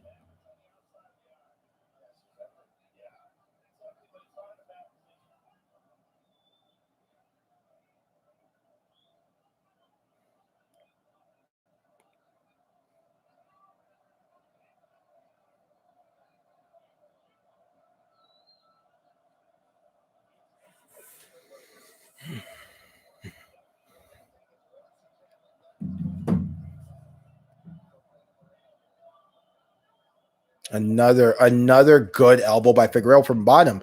Again, like, you're probably not going to win the round with these, but these hurt. These are effective for sure.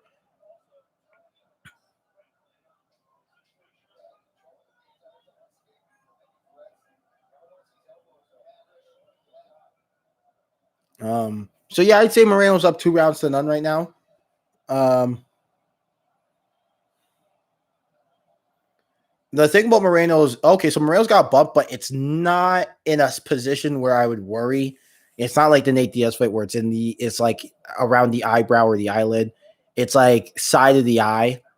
Um, So, obviously it hurts. Like, this is the thing. They're so tough that you don't realize it's they're hurt until like they get like knocked down or whatever. Um they're for sure hurt, but like I think in terms of fight stopping, it's not there yet. Figueroa needs to figure it out. He's in trouble here. He's down 2 rounds to zero. And you can make an argument that first round was a 10-8. So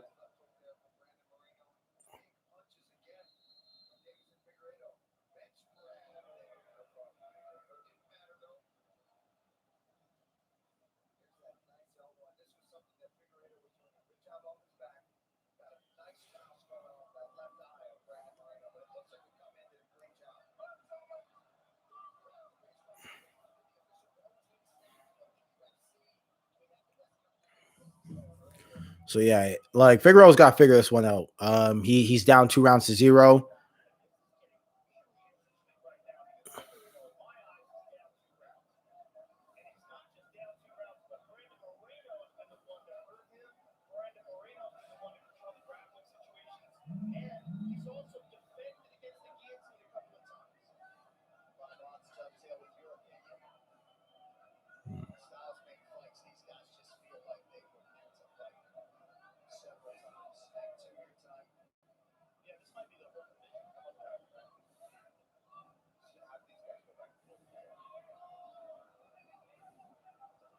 Oh, good job by Figueroa.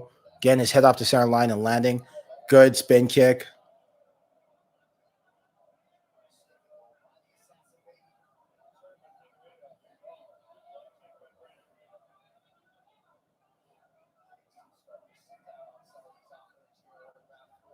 Oh,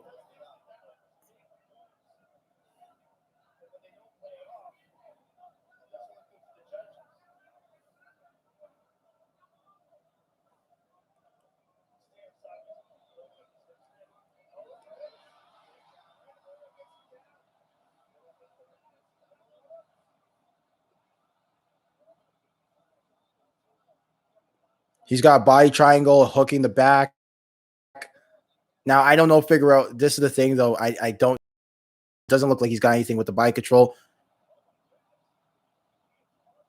He's under the chin. Yeah, the chin is just down enough that he's stopping it.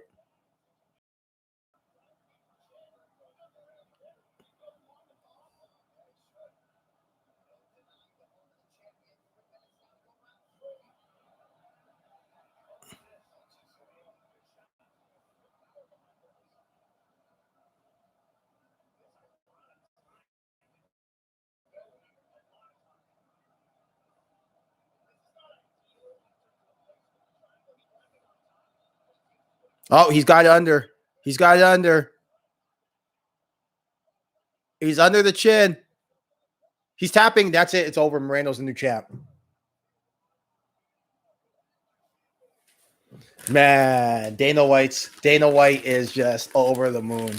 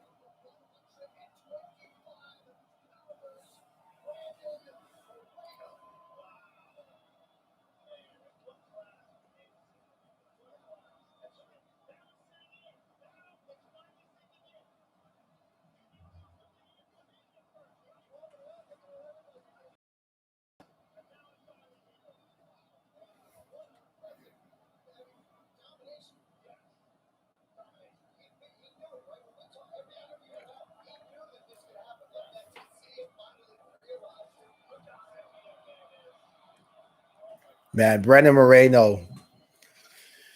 Man, Dana White's dancing. They finally got him. The problem is they got him in one of the most volatile divisions in the UFC. Man, I'm so happy for Moreno. He fought just a perfect fight. Figueroa had no answers. So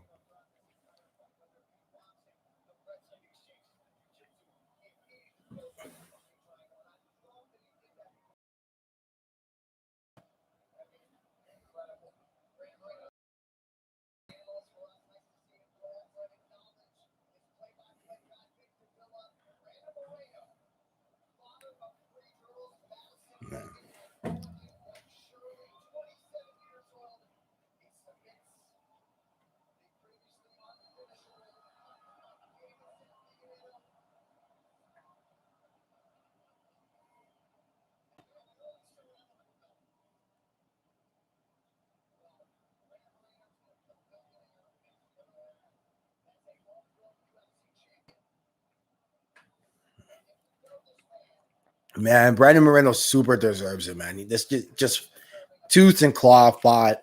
So yeah, he's gonna be the new champion. You know, Figueroa, like he's just gotta go back to the drawing board because the way he fights.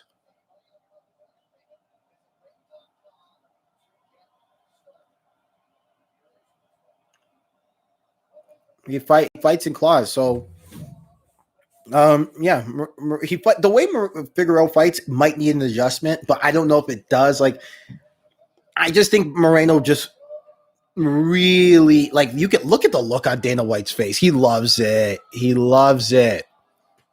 He's thinking of a way to print money right now. He loves it. A Mexican champion, Figueroa. Look at Figueroa too. Ever the sportsman. Ever the sportsman, you know. And the wife and daughter.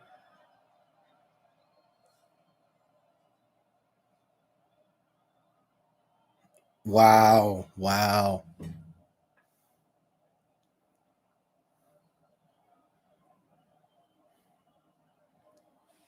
Man, I love it. I love it.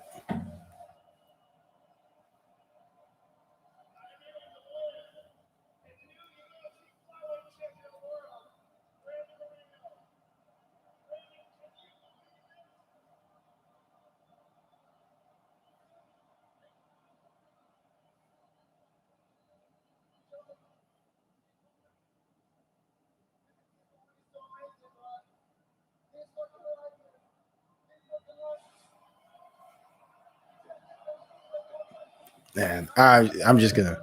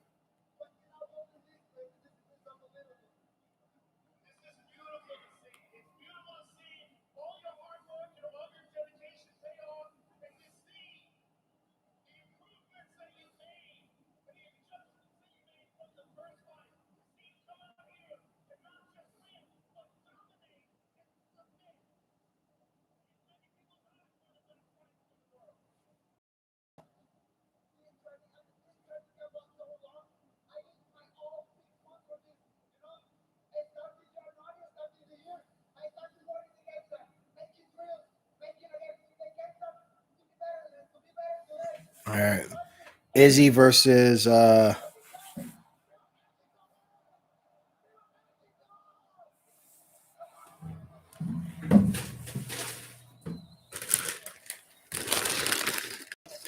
I should tweet a little bit on this.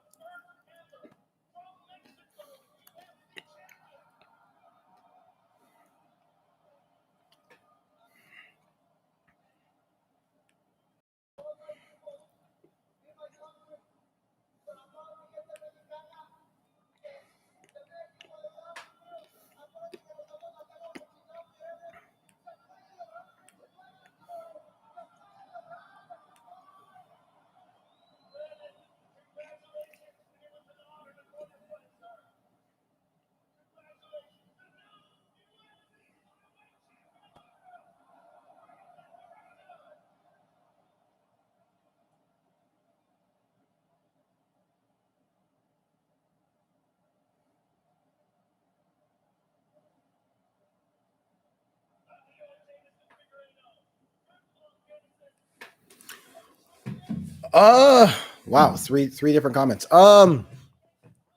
Buy it? No, no. Let's see. Man, I'm starting to get super tired. There's a couple links. There are a couple links. Go on. I'll say this. Go on Google and type in UFC 260 Reddit if you're looking to do that. But if you're looking to be legal, buy it. Buy it.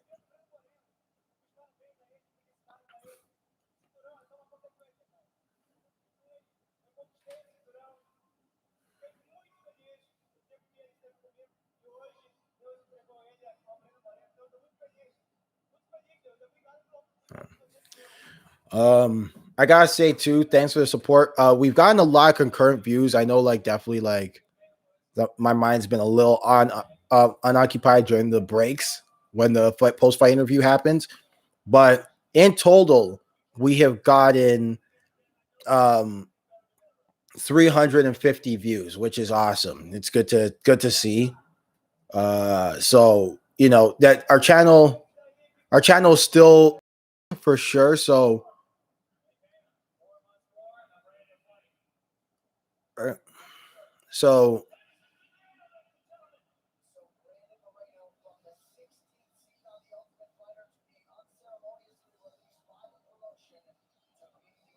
man, that's the thing. Moreno was released by the organization. That's a thing, right? Could you imagine? He wasn't the only one, but there was a lot of flyweights who got released by the organization and came back. And one of the guys who did was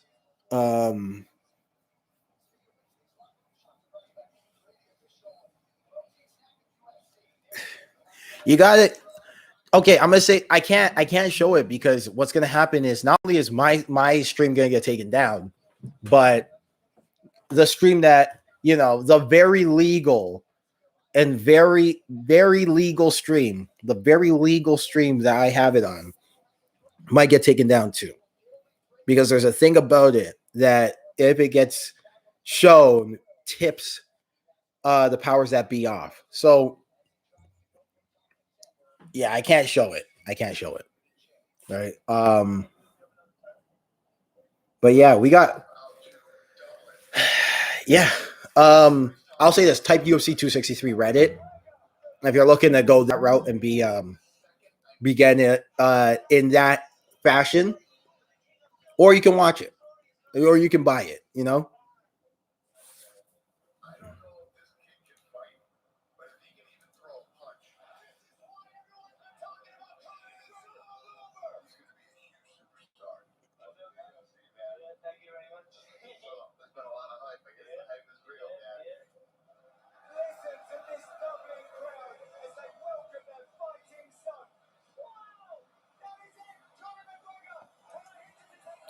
Also, please like and subscribe to the QR analysis of the fight Monday. Um,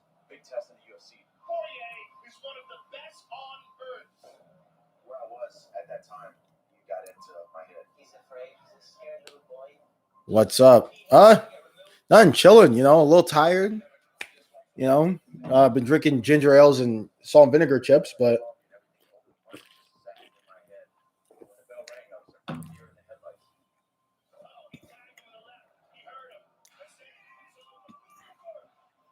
man, they're doing this promo for Conor versus Dustin, and I think Dustin's gonna win again. We're gonna win the trilogy fight. To be honest, I just, again, it seems like Conor is kind of losing that diversity of his striking skill set, particularly with kicking. Um, I think, see, when Conor was first starting out, and don't get me wrong, he's definitely a good boxer, and he's got that booming left hand, right? And Conor's left is one of the more famed power shots in history. Like, it's right up there with so it right up there with the H bomb and Cop's leg left high kick. So it's definitely, he has to remember what serviced the left hand. And what serviced the left hand for him, pun intended, what serviced him is not his overall boxing game, which is very impressive, but it's the kicking. He had a great spin kick, particularly in the close side, to then guide people into the open side for him to land that left. He had a great overall feint game, and he was really good at bouncing on his feet in and out. So I think McGregor's got to remember those things. And I think if McGregor remembers those things, he's one of the premier, then I think he's one of the best in the world, let alone the lightweight division. But I think that's the problem is he's got to, he, after the Floyd Mayweather fight, he's kind of, I would say, forgotten that a little bit. He's got to bounce on his feet. He's got to use that open side body kick that you love to use, close side spinning kick. Spinning kick to the close side. It's his left spin kick. He throws to the close side, right? Throw the body kicks, throw the body spin kick too. If he does that against Dustin Poirier, I think he can definitely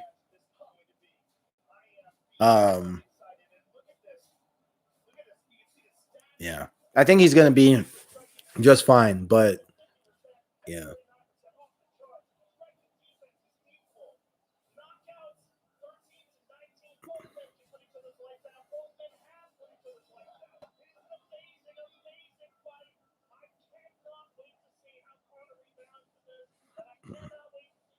But yeah, Dustin Poirier, I think, is gonna win this fight. But I just can't bring out Izzy versus Marvin Vettori, man. I'll tell you what, too, if Marvin Vettori,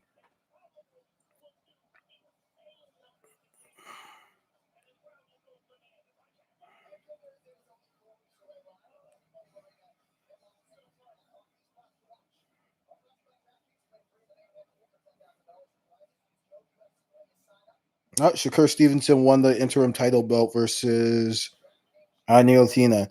Shakur Stevenson, young, but this kid's a killer, bro. This kid's a killer. In the world of boxing. So yeah.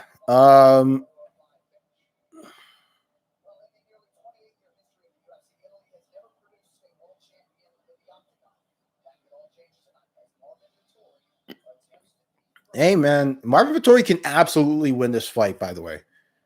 As another promo. Oh my god. They just why so many? I forgot just how much the promos can go. I'm gonna take a quick washroom break and then come back. Give me 1 second. I deeply feel it inside. This is everything I work for every day for the past 12 years, and I make it happen. You are looking at a man that has ultimately himself. I'm the most complete fighter in the whole division by far. You see me showing up every time. You see me winning every time. This is not by luck. I'm just minding the game. When it's time to go, I'm unstoppable. Oh, knockdown for Marvin Vettori. Her man's covered up. Vettori is tough, well-rounded. I think that kid's ready for anything. There's the tap. Marvin Vettori's the real deal. I think I'm next in line. The last fight that I had with Adesanya was the closest fight that he's ever had, and that fight has to be made again. You can see who wanted it that fight. He did not have anything for him. Marvin Vettori gave Israel Adesanya one of the most difficult tests he's ever had inside the octagon. In the first fight with Marvin, it was me dominating the first 2 rounds completely. I just styled on him. I think he won. To the winner, guys. Let's touch the agenda. It's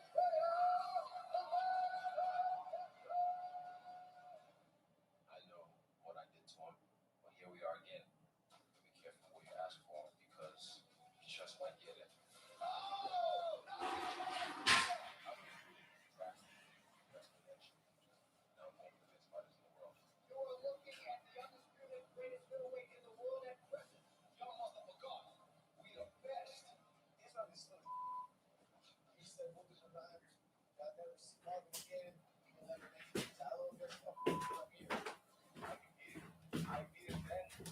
All right, back.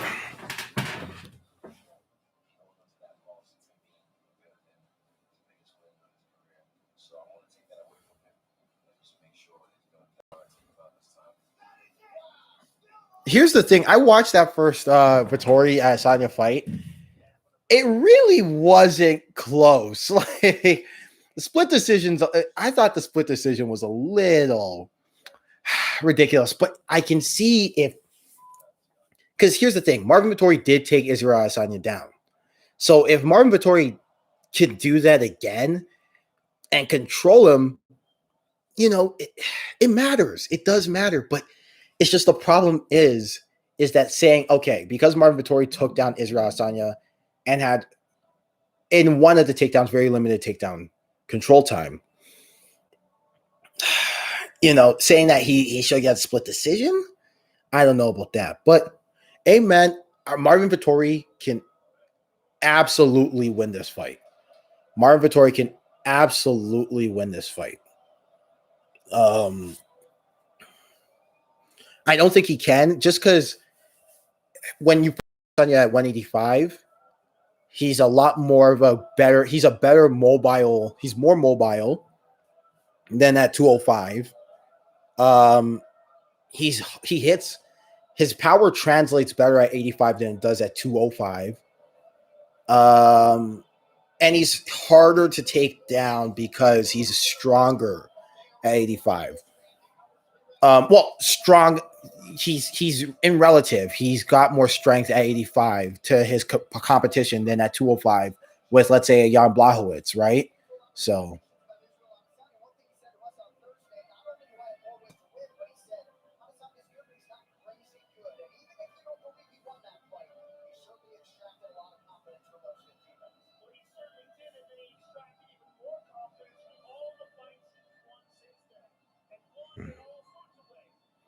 Man, I love Marvin Vettori coming out to. I think is it the Lone Ranger? Yeah, it's the Lone Ranger. It's a really nice intro. People should do a lot more instrumental intros. Like I don't when I play, I don't, but people should. It's like the best intros are instrumentals. Like WWE learned that lesson a lot when they had old intros where it was just the music. They were so iconic, like Stone Cold Steve Austin's, The Rock, Undertaker's, a lot of guys. But then when they started going towards lyric intro music, some guys it worked out, like Triple H, Shawn Michaels for sure. Like it worked out. But other guys like Undertaker's, what is it? You've done it now. Nah, nah, nah, nah. It's a good song. It just doesn't translate well, right? And like more guys should do you know intro. More guys should do yeah. Yeah, Marvin Vettori looks. I was gonna say Joe Rogan made a point that physically Marvin Vettori looks bigger. I agree. He looks in fantastic shape. By the way, guys, be sure to like and subscribe. Last time I'm gonna say that before. Actually, no, not last time. I'm gonna say a lot. Like, subscribe, please. It helps us out. Israel Adesanya coming out.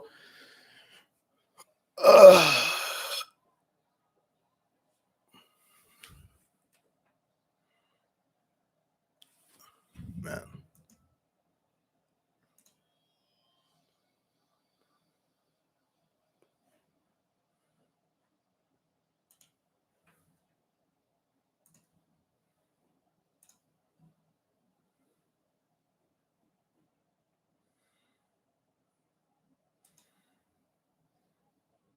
Coming out in the Matt Israel Adesanya really is the anime god. Look at him coming out in a mask and the farmer's hat, the Asian farmer's hat. This man is a showman, right? He gets it.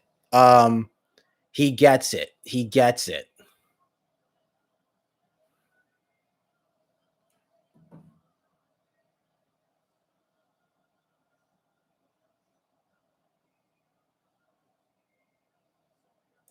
Like Israel Adesanya gets it. Like he really does. And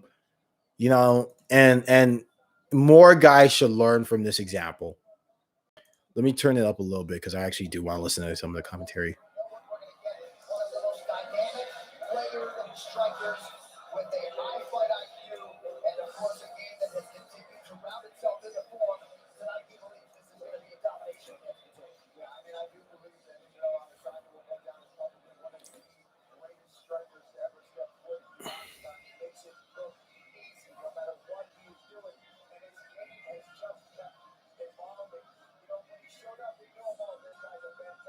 Man, he's even played the anime AMV music. He's the anime god, bro.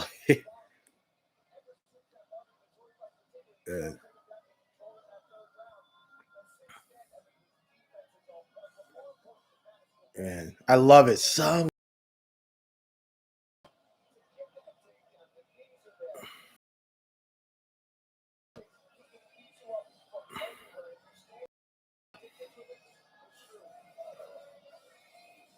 Yeah.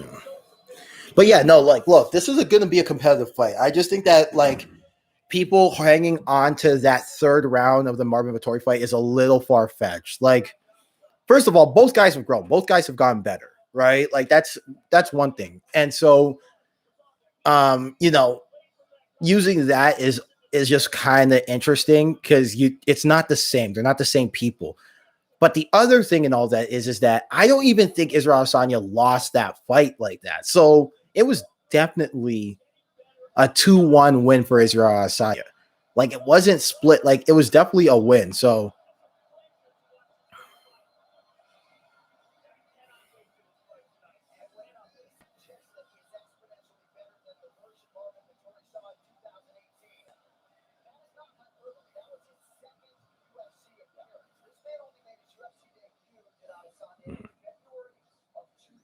yeah, and this is exactly what I was trying to say. They're wildly different people. Like Israel Adesanya wasn't even. I think that was his like 10th MMA fight. Like, they're different people.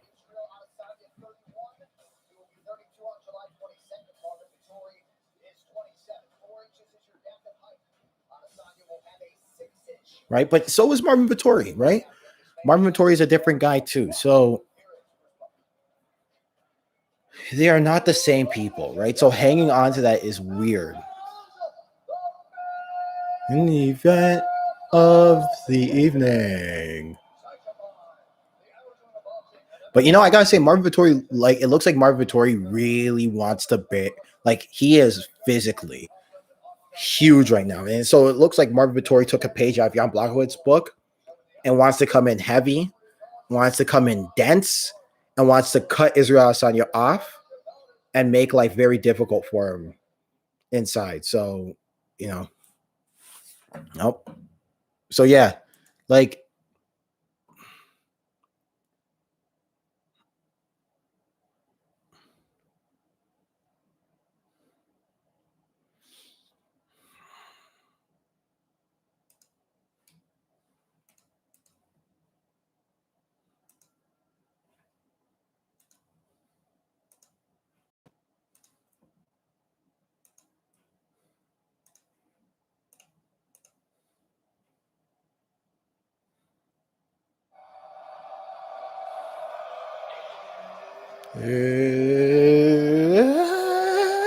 it's time. 5 rounds, undisputed UFC lightweight championship of the world. I love that.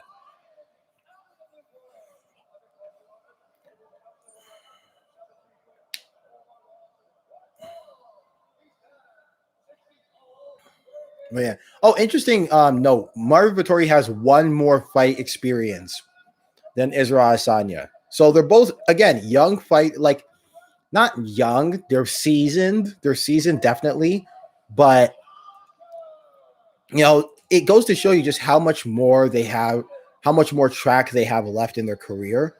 You know what I'm saying? So, and how much more they've grown since their first meeting. So, yeah. And again, I get that they have to sell the fight and sell that Marvin Vettori has a shot. And that's the thing. He absolutely does have a shot. So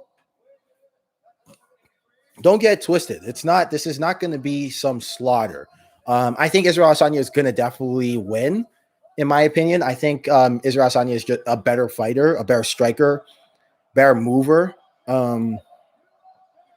But it's going to be competitive, and Marvin Vettori is going to have his moments.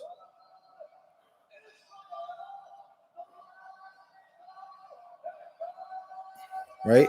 Another thing, too, is Israel Adesanya has worked on his ground game so much since that meeting. So,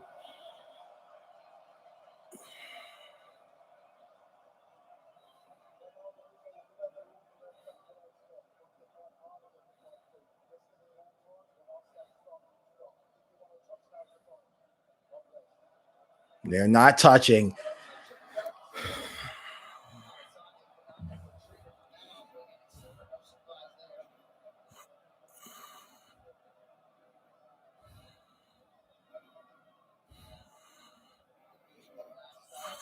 So I guess winner of this one gets for Robert Whitaker next, and they're getting after it.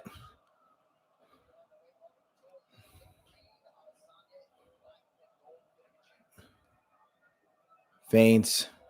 See, Marvin Vettori should establish going for a takedown early. Um, I mean, here's hoping, right?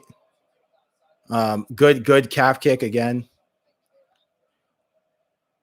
I mean, you don't know what Vittori's gonna do. Maybe he'll check him, but like it looks like he's having a hard time picking up on it early. But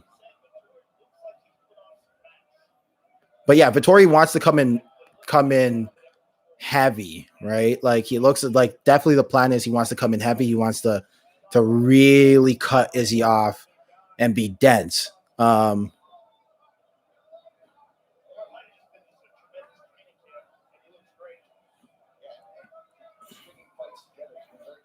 But yeah.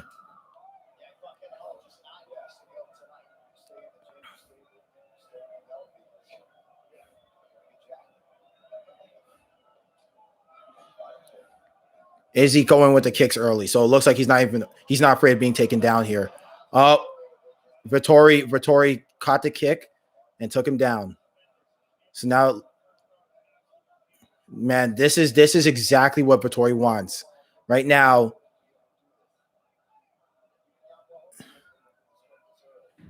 all right.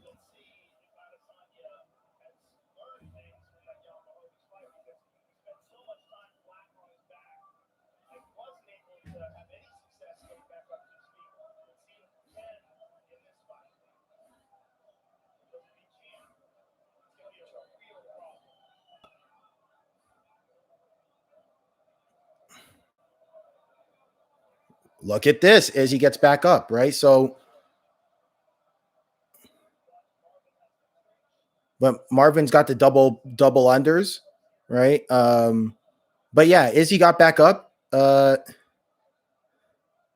basing out. This is so it looks like it was just he caught the kick. So good things for both guys. Like Marvin definitely got the takedown early, but Izzy was able to get back up, and establish himself up against the fence, base out, and not allow a repeat takedown. So both guys have some good signs early. I don't think that takedown should really count for anything, to be honest, because it wasn't super. Um,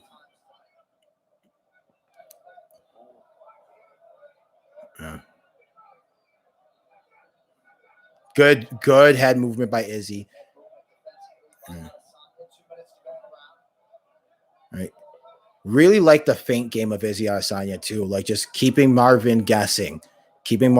Another calf kick. Right.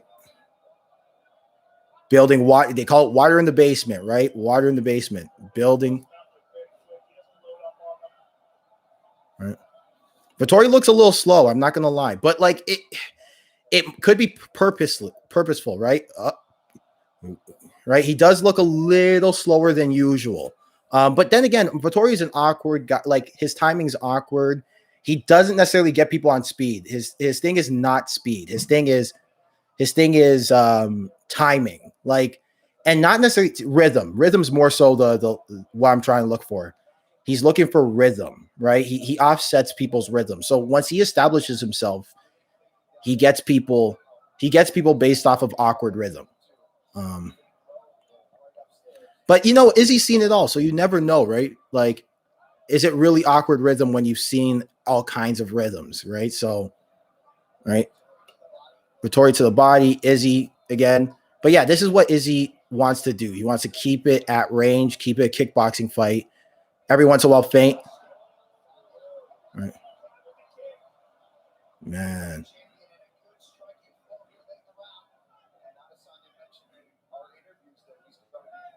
Yeah, Vettori just looks very.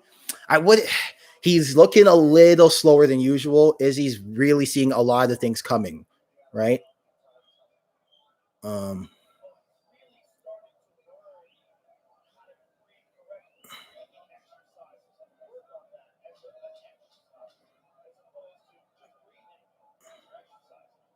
right. Good leg retraction by Vettori there.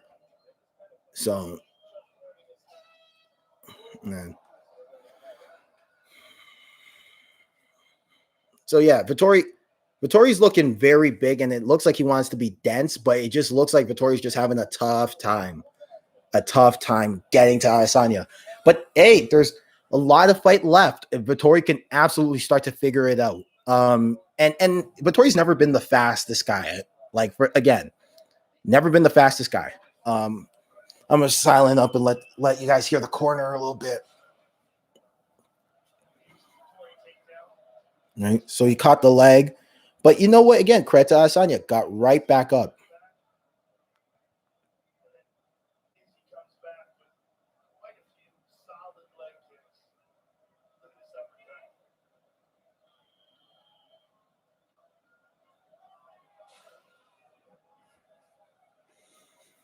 All right, second round.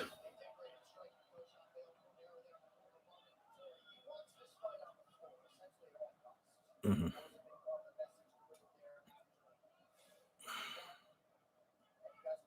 So yeah.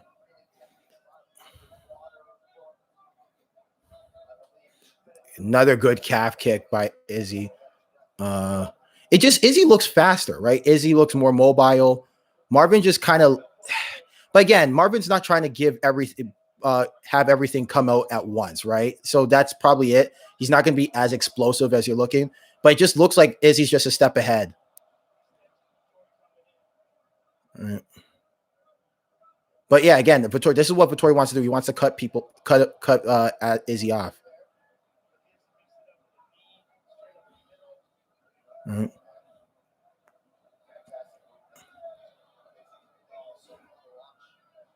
But yeah, Izzy, it just looks like Izzy's just a step too fast right now. But yeah, like Vittori's probably just pacing himself, and that's probably why he's not throwing. Because a lot of guys, when they're pacing themselves, they confuse fast, slow with pacing yourself. I'm not saying that's what Vittori's doing, but he's not going as hard as he can, right? He's not throwing everything at once right now. Right? And Vittori's not checking a kick too. That's the other thing, right? Like he's going off a retraction. Good penetration on that double leg. Let's see if he can finish it though. But good penetration there.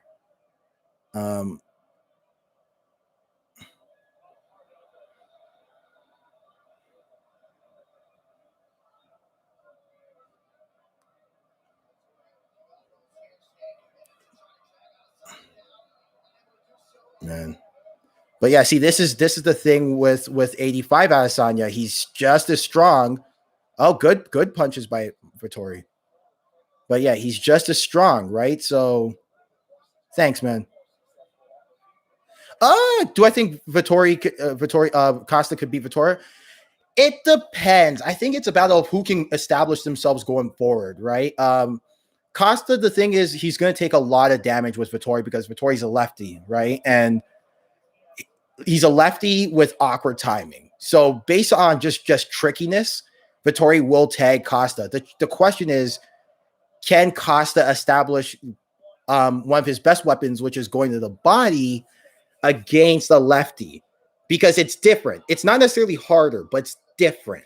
It's a different game going to the body on a lefty because basically, essentially, the open side means you're going to get a left hand down the pipe, right? So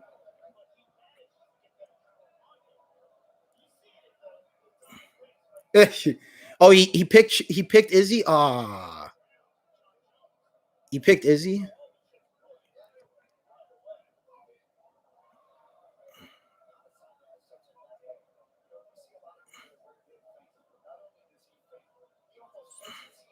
Oh, good job by Vettori. Right. See, Vettori's starting to figure out the timing just a little bit. As the fight wears on, he'll figure it out. Man, that's unfortunate. But again, Izzy with that fake and then steps in and throws that calf kick. And Vettori, you can see it. Yeah, because chill, right? But he's got to respect that range of Vettori. He's got to respect that range. You can't keep throwing that step in there.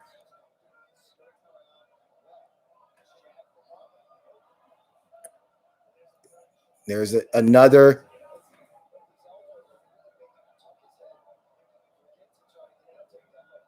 Right. See, as soon as I love this downward elbow Izzy is throwing, and he's throwing at just enough angle that it's legal.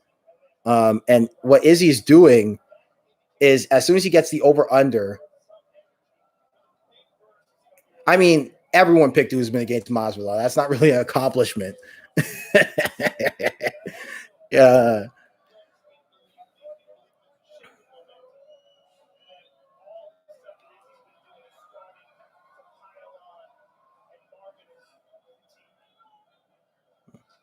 Oh, right. Marvin's now watching out for that calf kick, and now he can feint him going backwards. He did pick Nate and figure. Did he really pick Nate? I will say that Nate fight, boy, was he close. Boy, was Nate close to winning at the end. If Nate had, I think, even a minute more, that could have been ugly.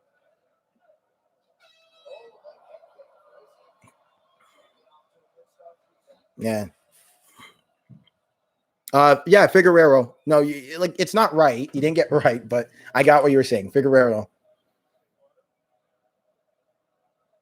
I mean, I would say blew it. I think Moreno just came in prepared. Moreno just like he keep in mind they fought before, right? And I think Moreno just came in like first of all, Moreno physically looked really good tonight. Like he just looked like he oh yeah, Nate did blow it. Nah, I wouldn't say blew it. I just look, he's not he was not going to beat Leon Edwards even if he went into the hyperbolic time chamber. Like it's just yeah, I'm sorry. Um but yeah, look, Izzy is just figuring it out. They want Izzy wiped. Here's another thing. Izzy doesn't have Gyno, so he did have him stunned. But you know, Leon did a good job of like see, typically, let's say you get stunned by somebody you think you shouldn't be stunned against, like Leon did with Nate.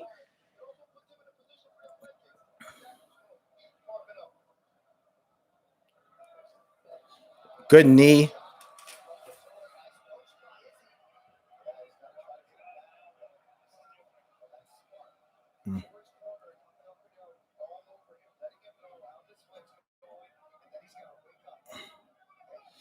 But Vettori gets a takedown here. Um, and he's got half guard. If I'm Izzy, you know, obviously you want to defend. He's got an arm triangle here. Okay, nope, he lost it.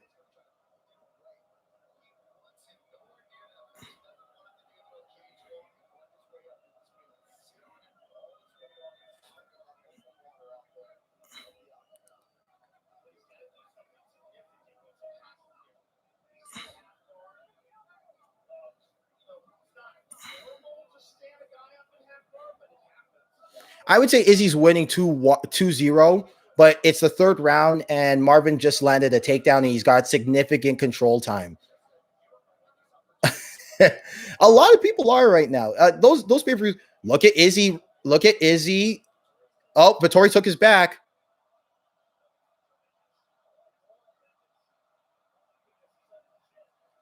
Oh wow, Izzy reversed him. Izzy reversed him, and now Izzy's got control time here. Man, so yeah, Vettori took his back. Vettori took his back and had the rear naked choke, but Izzy, I wouldn't say did a technical defense, but reversed him, and now he's got bottom. And if I'm Izzy, I stay here just to establish, like, oh,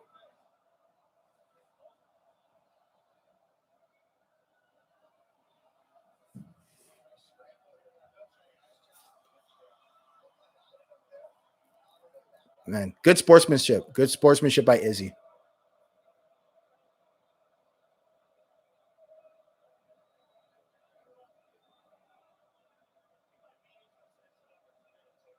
Uh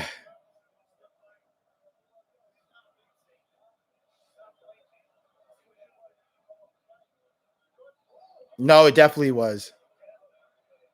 Yeah, it was definitely an eye poke.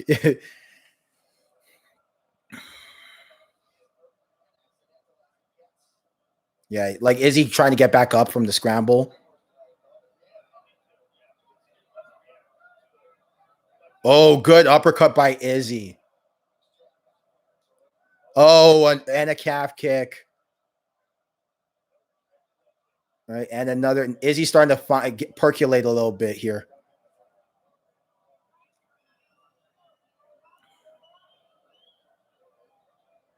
Another calf kick.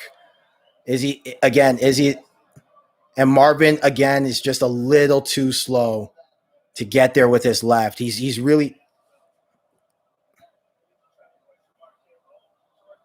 Vettori Khan with the jab. Vettori's staying committed to that jab, and I really like it. It's just,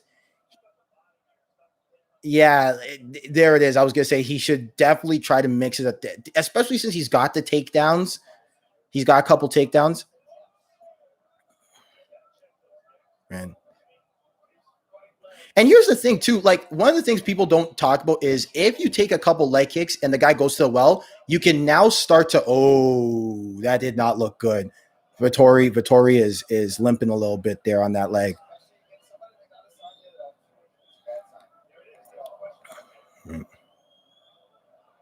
Right, that uppercut too is working. That rear open side uppercut for Izzy is also working too.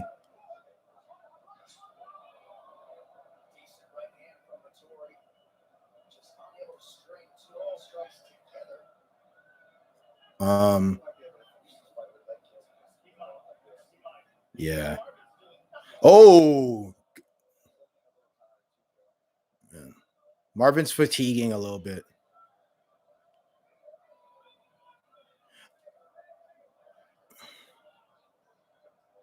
Oh no.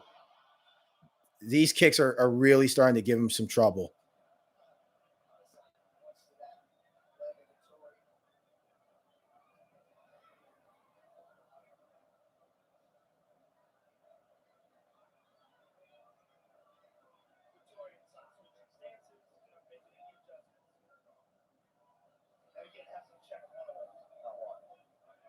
I think Izzy has to have at least a 90. Yeah, he's not checking these guys' kicks, and they're just. And Vettori's got to go downstairs to the body. Yeah. But this is the thing. He got Izzy backed up, but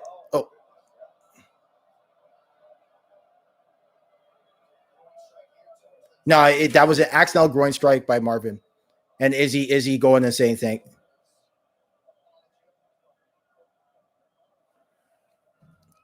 Two buddy, huh? What is two buddy? Let me look it up, man.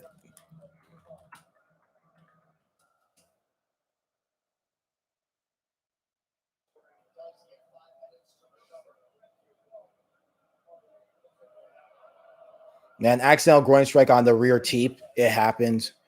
Thanks, man. I appreciate that. Yeah. Also, it's worth it. Doesn't hurt to spread the word about our channel. But yeah, I'll look into two buddy, man. Like I'm always looking for good.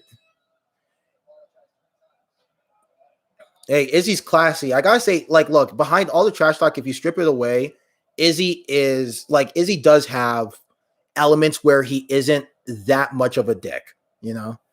But yeah, thanks, man. I appreciate that. Yeah, like it would help. Obviously, it always helps. But yeah, I'm gonna look at two buddy for sure. And yeah, look, you know what? Vettori has landed two takedowns. The problem is one was he didn't do anything with one, and the other I get what you mean. And the other, okay, here's the thing. Both takedowns, it was more of a result of Izzy getting caught out of position, right? One was because it was a caught leg. The other was it was a caught knee. It was on the way in, he got caught with a knee.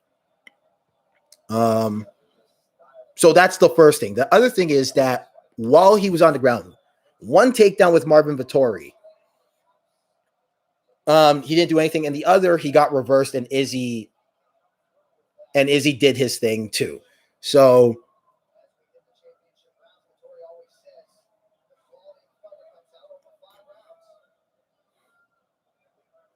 uh oh.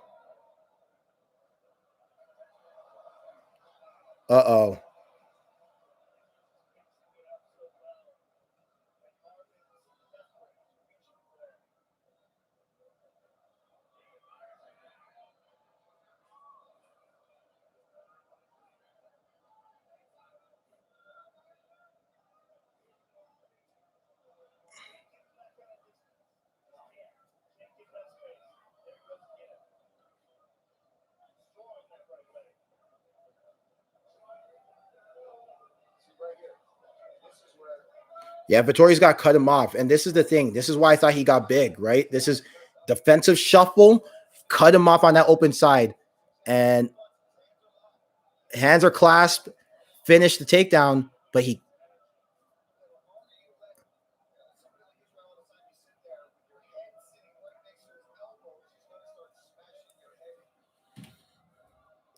Down at the legs here.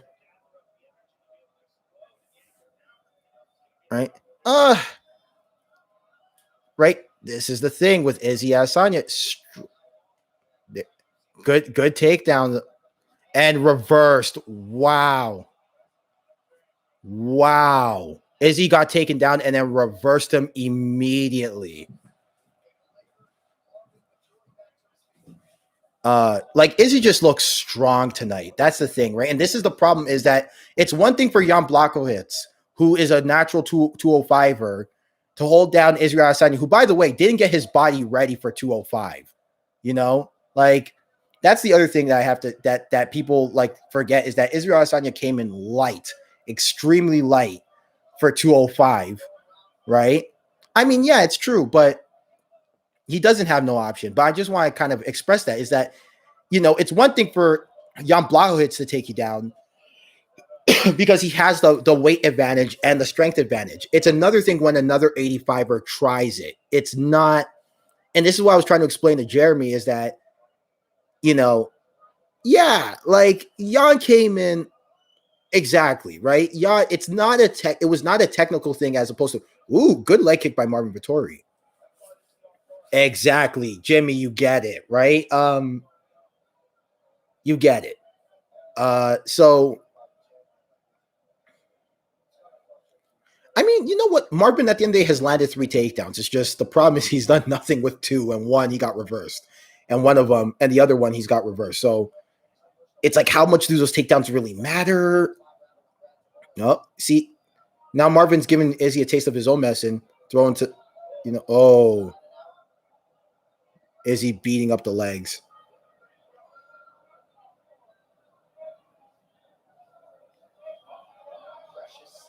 Yes, good rear teep, and that hurt. You can tell, like that look. Vettori's tired too.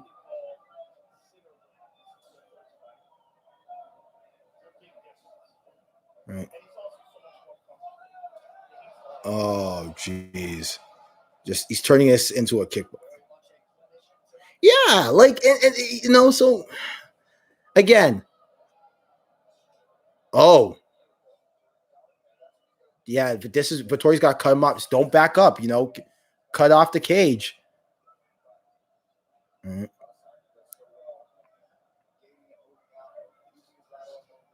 Oh, right. I think part of the reason why Vittori's having such hard time cutting off Adesanya is Israel Adesanya is because Izzy's really good at, even though like he's good at lateral movement. So even though Israel Adesanya does get backed up,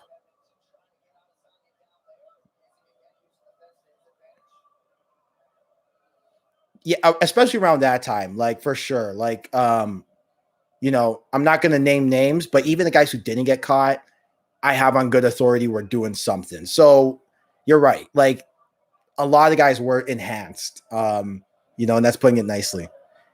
Yeah, like it's the number has definitely gone down because USADA is such a, it's not the hardest test in the world to beat. There's a channel called More Place More Dates that really breaks down that guys can beat the test, but the USADA test is significantly harder,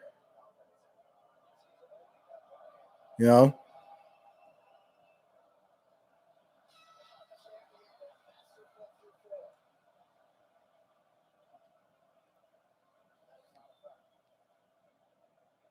So Israel Adesanya, like at the end of the round, started giving the ear for the fans and smacked Vettori. Oh no, 100%. Look, the thing about the reason why criminals are always ahead of the police, right? That's just the thing, right? So these guys are coming up with new things to beat the test, and there's even things like bureaucracy and ways to beat bureaucracy. Like you go to your Service Ontario guy and you want to do a passport. There's things that they look for. Exactly. They don't test everything, right? But they don't test everything because they have blind spots because they're so used to catching X, Y, and Z that they sometimes forget about catching A. You get what I'm saying? Like it's like that in all bureaucracies. Like you go to Service Ontario, as long as you make your thing not look like X, Y, and Z.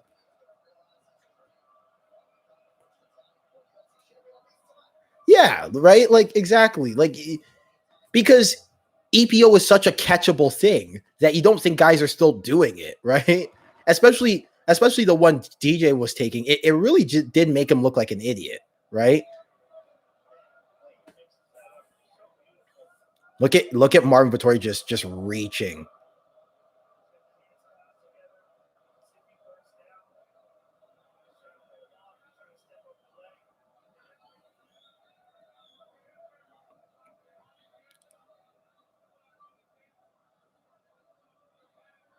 Right. Like again, it's this 85 Israel Adesanya is hard to take down because he's just as well. I wouldn't say just as strong, but he's strong enough to hold these guys off and balanced enough.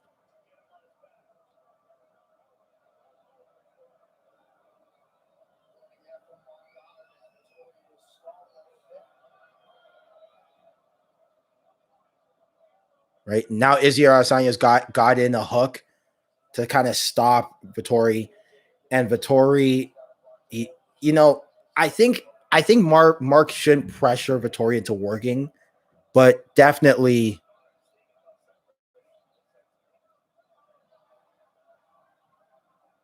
Vettori, like there's a I think yeah.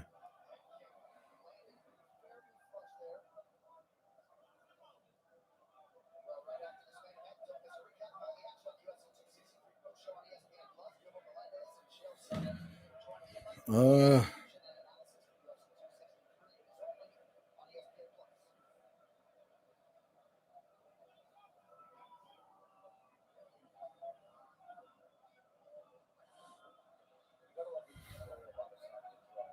Izzy's just so good at range and distance, and he's mobile. So again, you know,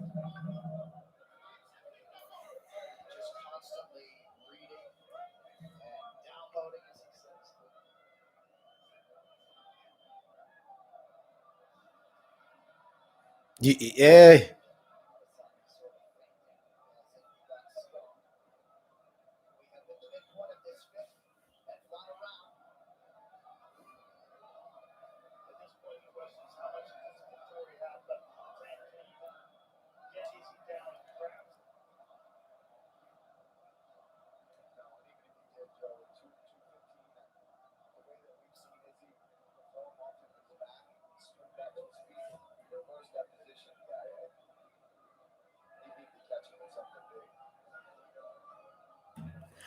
No.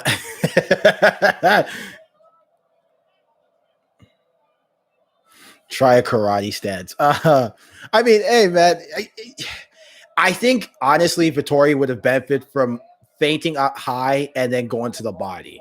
And I know because Izzy's hands are down, you're maybe not going to land. But this is the thing: you got to give him things to think about. And this is what Jan did really well: is he was able to shut down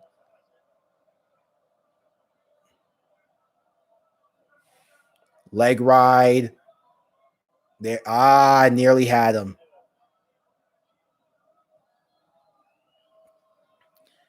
Uh, you, it's a different game. Like there is this thing where when you leg kick, it's hard to leg kick somebody who's good at going diagonal. Yeah.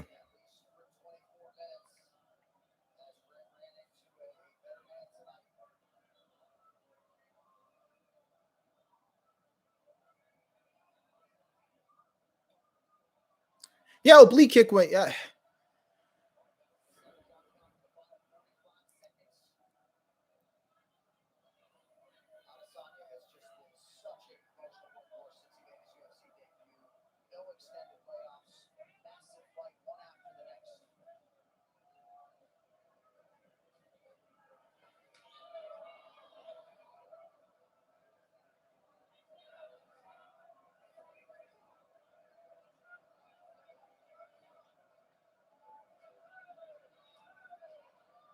I really like how Asanya uses the rear kick. He'll use the rear kick, step through, and then make it, and then kick with his lead leg. Well, it becomes his rear leg after he steps through, right? He goes with one side. So let's say it's his right side. He'll step in and kick.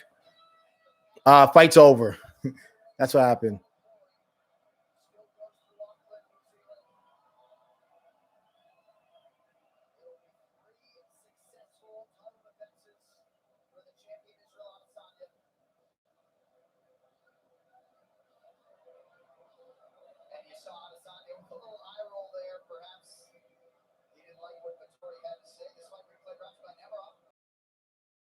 So yeah, I would say Israel Adesanya won that fight.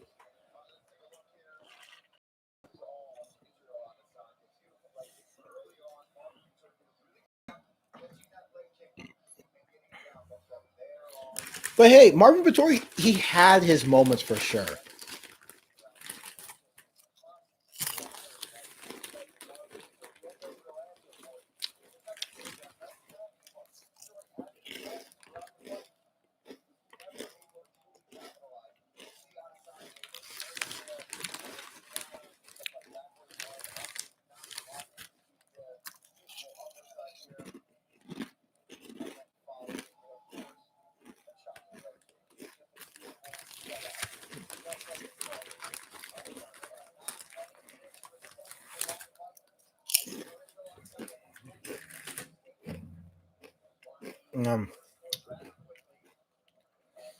Decisions being read. We'll see.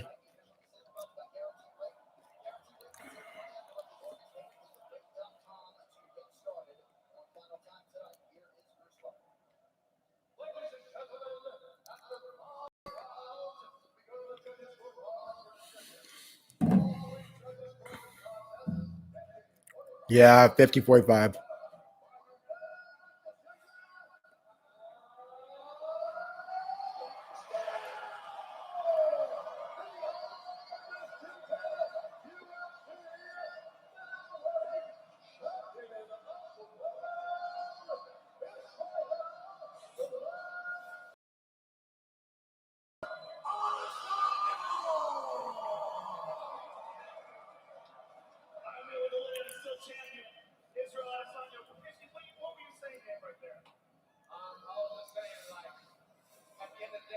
No, it was one sided.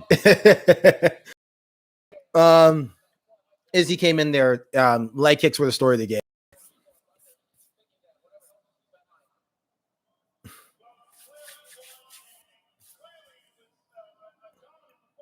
Right? Like, here's the thing. Vettori had his moments, but it was definitely a decisive win. Decisive win. I think this is the thing. People need to understand. One, Jan Blachowicz is a problem. So when Jan Blachowicz does something, it's easy for I get that Jan Blachowicz looks awkward as hell. And that's why people think, oh, well, if he did it, I can do it. He's a problem. But the other thing is that Izzy came in super light for 205, and Jan Blachowicz has freakish power. Exactly, he's a problem.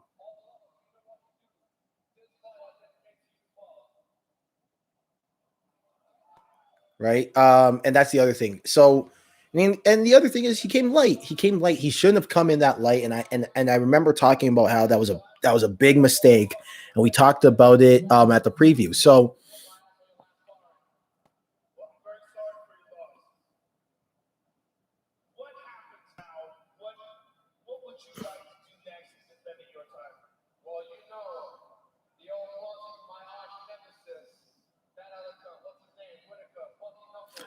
We're gonna get a Bobby Knuckles fight.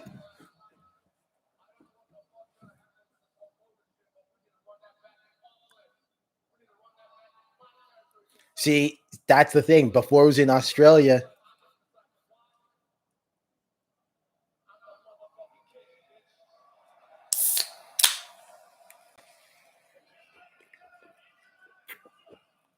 We're getting a Bobby Knuckles. I actually think Bobby Knuckles has the tools to beat Adesanya. I don't know.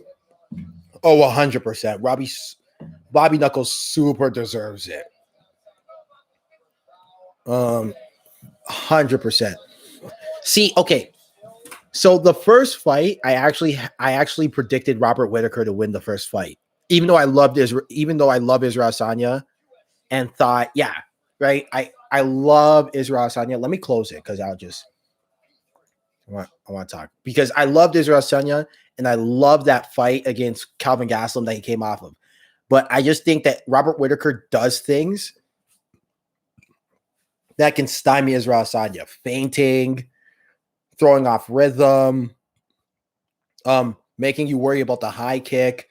He's very fast, and a good wrestler. Yeah, he's a good wrestler, like a really good wrestler. So I thought, I thought, yeah, exactly, and exactly. So I think in a pure kickboxing fight, in a pure kickboxing match, no contest, Israel Adesanya is better. But it doesn't have to be with Robert Whitaker, and he can hang with with Israel Adesanya kickboxing. He can hang in the kickboxing game just enough for Robert Whitaker to mix things in. You know,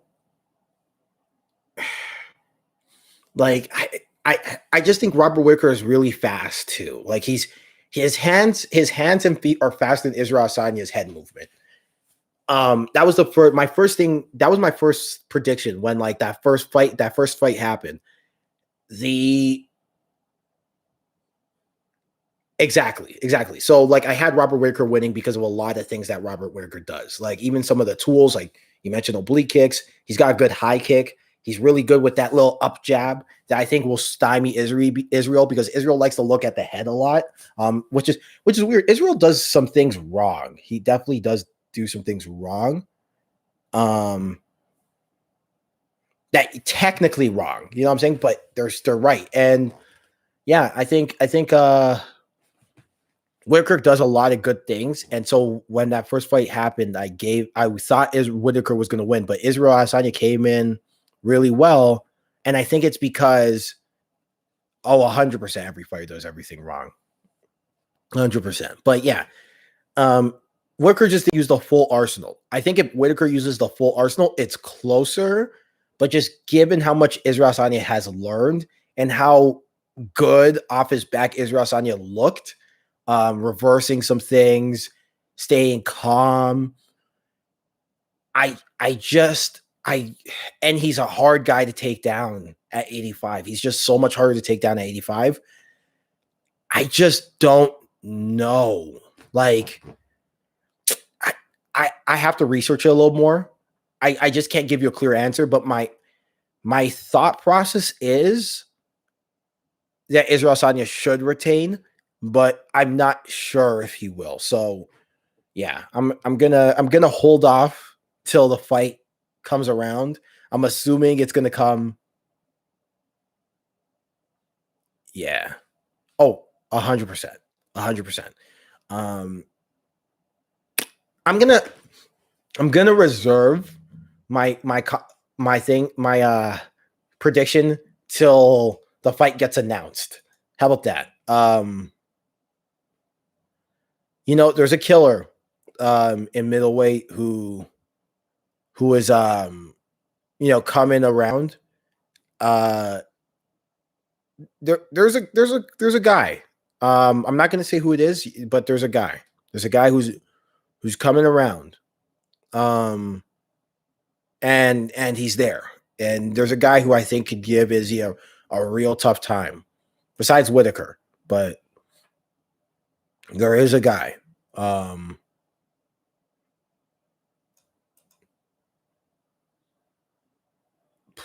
you see, that's the thing about Israel Adesanya is that, yeah, to me, I think Jack is the guy. I think Jack is the guy because Jack is tricky. But here's the crazy thing, though, right? Is that how can you give it to Jack when Jack, lost to Vettori, right? Like Jack has to beat a guy, right? But stylistically, he gives people trouble, right? I'm gonna look at the UFC's rankings right now, and I'm gonna tell, and this is why I got mad when a lot of people were saying Izzy shouldn't move up to 205 and he's ruining the belt or whatever. I got really mad because, yeah,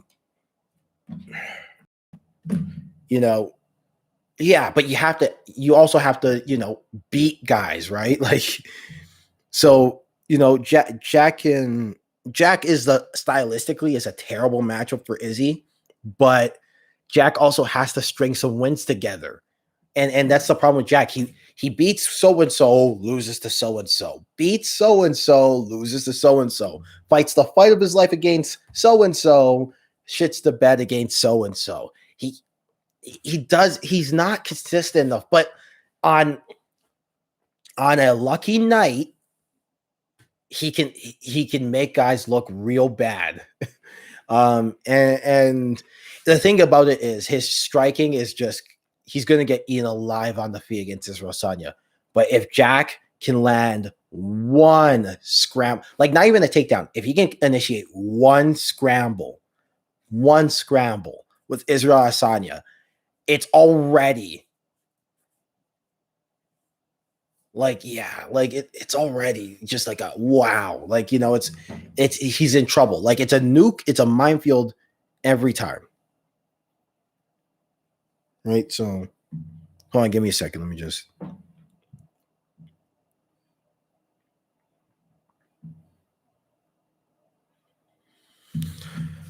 but yeah, like I said, I'll end it at like the 3 minute mark, 3 hour mark. But yeah, like I said,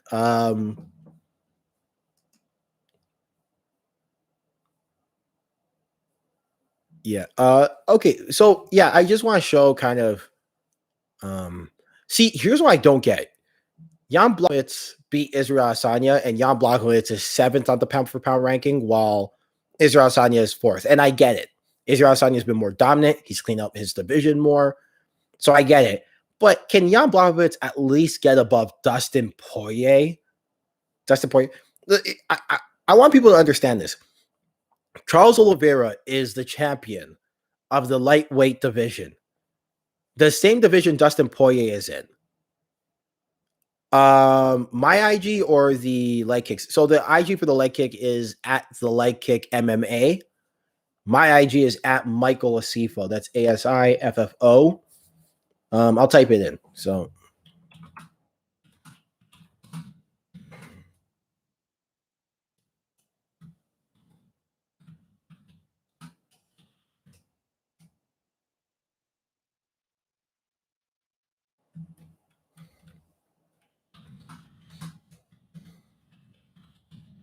oh, by the way, I don't know if this is the place to announce it, but I do have an anime channel. Just on my own, just for fun. I don't post as much as I should, but I do have an anime channel. It's called Michael the Warrior. And I actually have a lot of fun on that one. I'm gonna start a new series soon.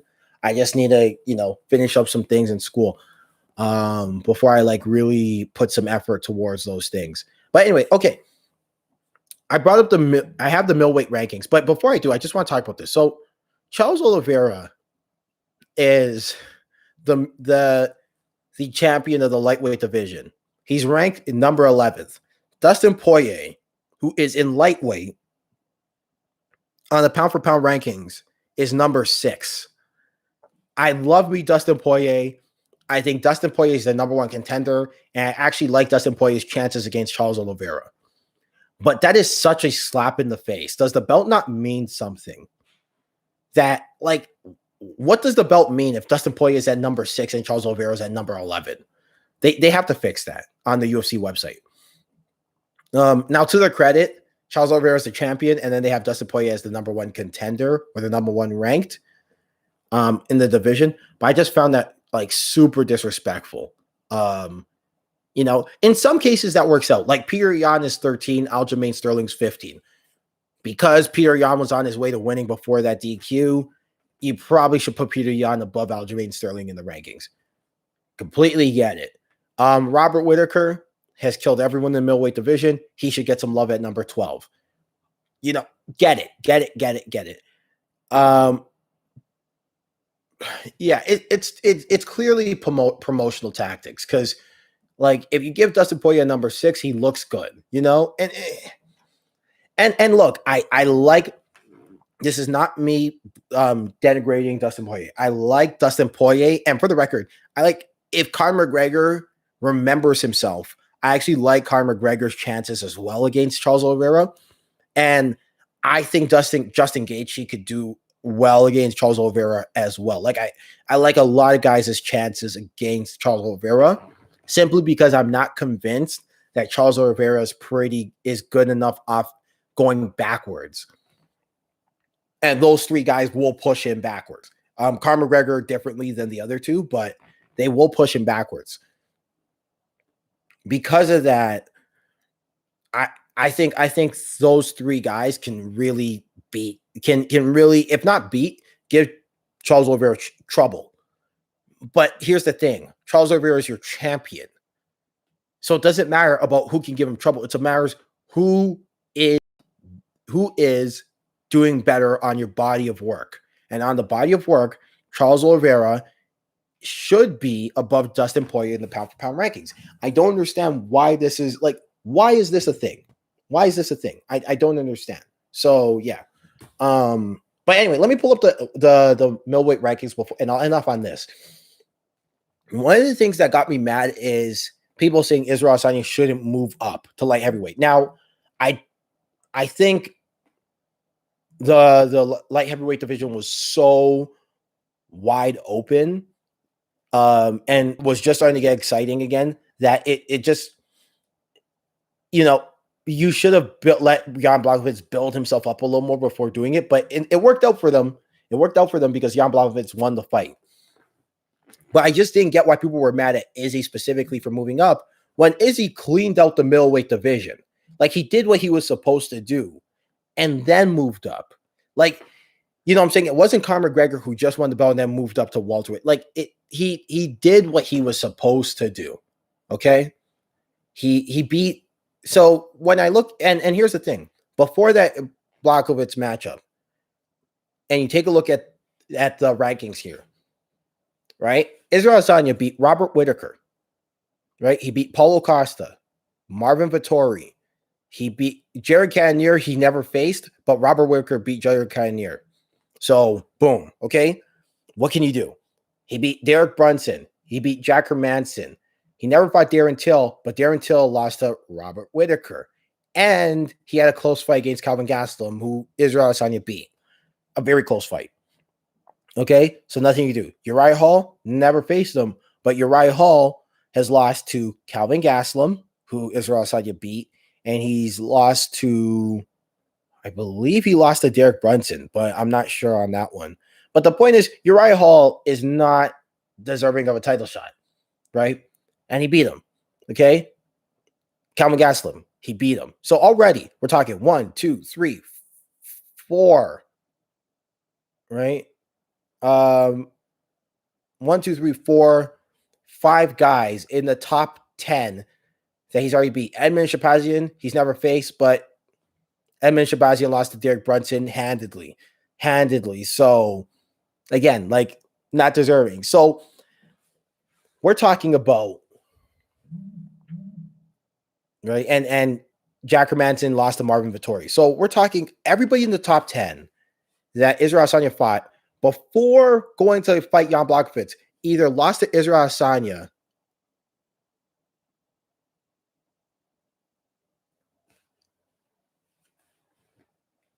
yeah, but exactly. Like, it's just like, to me, it's like everyone in the top 10 before Izzy even faced Jan Blachowicz. This isn't even after today. This was before Israel Adesanya faced Jan Blachowicz, right? He either beat somebody in the top 10 or somebody he beat that person in the top 10. No, it does not. It doesn't work on Africans because we're too strong, right? Like, it's just, I'm taking a look at the list and he beat everybody or somebody has gotten beat. It's all good. Don't worry. It doesn't work. We're strong with the juju, we're strong. The Africans are strong with the juju.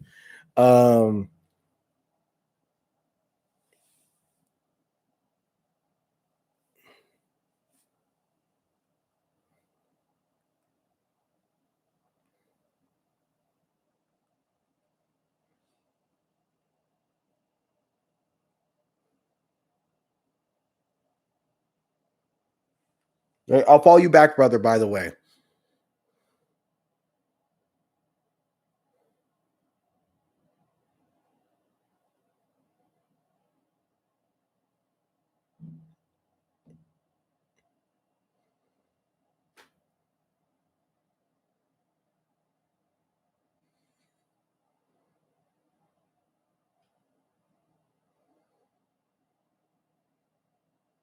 Yeah. Oh, in the YouTube versus TikTok fight, Bryce Hall got murdered, apparently. So if you guys care about that, yeah.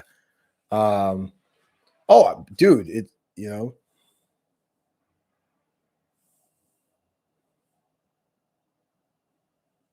Yeah, I didn't watch it because I knew it was gonna be bad. But here's the thing: I saw Austin McBroom training, working in the leg kick.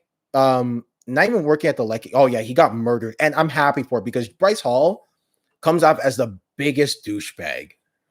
Like he might be worse. Hey man, sometimes you got to fight ugly. I'll never forget, and I always say this. So people who don't know, like I know that I fight on the amateur circuit. I'd like to think I'm pretty good, but there was one fight I remember. I was fighting. Why am I trying to blank on the guy's name? Mike Jean Louis, right? And I remember the first 30 seconds of that fight. Yeah, DDG can box. So this was the thing. Okay. Let me mention this story before I talk about my other story. So because I worked in like boxing circles and I've worked in journalism before, I have a guy who's based out of Las Vegas. Who like I'm not gonna mention any more than that because if I give any more away, he's kind of fucked at that point. So I know a guy who makes the rounds and knows guys who can get footage. And when you see guys like obviously they show you their best, so you're not going to get the greatest things, but sometimes you get like full footage, right? You get to see everything. You get to see some links. And I knew Austin McBroom was going to beat Bryce Hall because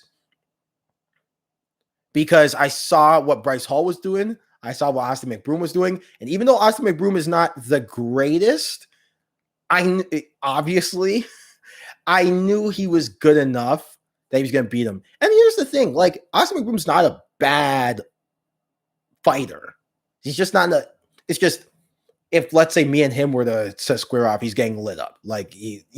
But I've been doing this. I train all the time. I'm actually taking it seriously. I know how to move, So it's a different, like comparing me to like any of these TikTokers or YouTubers, aside from maybe the Paul brothers, is not fair to them because that's just the way it goes. With that being said, I saw footage, like actual comprehensive footage, and looked at it. And even though I wasn't going to watch the fight, I knew McBroom was going to beat him senseless because Bryce Hall, he kind of resorts to just kind of clinching when he's in close rather than, actually dirty boxing a little bit. And whereas McBroom was always punching. DDG, I saw him work the bag, and he's got more technical chops than his guy. The one I was surprised about is I heard Gibb drew against his opponent. I've seen Gibb actually spar. He's a dog. Like he's a dog. Again, I'm talking in relative to their peers. Like I think if he were to fight someone real, like of course he's gonna get lit up. But he's a dog. He gets in your face. He's got a very good kind of linear stance. He's good with he's not very balanced all the time, but he's very good with cutting people off. And he's small and he gets low and he comes over the top on you, getting low, right? Oh, by the way, but yeah. So I thought Gibb was going to actually going to be the surprise of the night and knock out his opponent. I haven't seen the fight. I don't know. He could have got robbed or whatever. I heard it was a little bit of a robbery, but I don't know. But yeah, on that point about it being ugly, and them both not having technique. Look, sometimes you're gonna have those fights. I fought Mike Jean Louis, and the first 30 seconds was me. Like I kind of resorted to just, okay, I'm backed up. Okay, I'm now going to punch my way out of this because I like to clinch and hold and maybe throw a couple tie knees, but the guy I was facing comes from a very infamous. I wouldn't say infamous, but because infamous gives off a bad connotation. But the guy I was facing comes from a gym where their clinch game is really strong. So, I was kind of told, and the game plan was to avoid the clinch at all costs, or if you get into a clinch, you turn it into a wrestling clinch. And what that means is over unders and you hold together, just make it very hard for the high attacks in that clinch. So because I'm up against the ropes, and the fight's on YouTube, it's there for people to see. But because I'm up against the ropes, and because I want to avoid a tie clinch, rather than clinching up against the ropes, I was like, can't hurt, and just started swinging, right? Just started, right? And it worked out. But I can't lie, when I go watch the tape, I'm like, oh, it looks ugly. But it worked out. I ended up winning the fight. But, and again, it established that respect that if you can't, like, he can't just come in on me and work his game on the inside. Because he can get hit with something hard. So I had to make it ugly to get pretty, if that makes sense. So sometimes you got, the point I'm trying to make is with Austin McBroom versus Bryce Hall. The point was to punch Bryce Hall as much as possible, right? That was the game plan. Like keep throwing hard things to make Bryce Hall stop clinching you. So when you do that hard, and by things I mean attacks, when you throw hard attacks, you're going to look ugly. You just are, even if you're the most technical, because you're throwing everything in there. You're throwing everything into it. So yeah, like that's the point of the story, I guess. Let me see.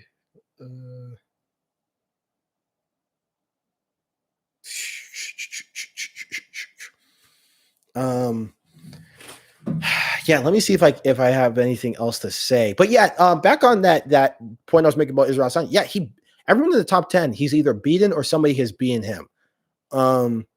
Even at number 15, Brad Tavares.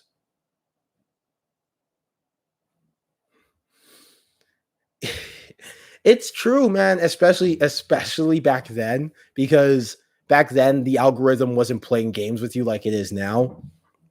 And like old school YouTube, I remember who remembers when Kev Jumba, Happy Slip, even old Phil DeFranco used to be called Straight Edge Phil, or Sexy Phil, depending on who you talk to, Wong Fu Productions, Niga Higa, a lot of those old school YouTuber guys. It was just this. It was them talking in the room and going like, what's up? It's so-and-so. And they were kind of the first wave of, where YouTube blew up. So he definitely could have started it back then. But Dana, I get very, like, I think, 100%. Yeah, no. Dude, I said I was going to leave at like the 3-hour mark. It's now 3:11. But yeah, no, other they do, because a commissioner cannot have this much power. If you think about Dana, he's a de facto commissioner, and he acts as if he's a promoter. And a promoter's job is to get the most out of the deal. Jimmy, you're preaching to the choir. You are preaching to the choir, my friend. And this is a channel that has said this over and over again. But at the end of the day, and I say this with love to all my fighters, you can lead a horse to the water, but it's up to the horse if he wants to drink. And these guys, I don't know if it's their managers. I don't know if it's their camps. I don't know if it's just their things themselves. Well, to their credit, they are getting commercials. Israel Adesanya is a big star in New Zealand. Yeah, right? Yeah, no, I say this with love, but a lot of these guys don't know what the fuck they're talking about. Like, I say that with love because I know a lot of these guys. And I know a lot of fighters in the circuit. Stefano knows a lot of these fighters in the circuit. We love these guys, nicest guys in the world, hearts in the right place. And on some level, some of them are very intelligent and know what they're doing.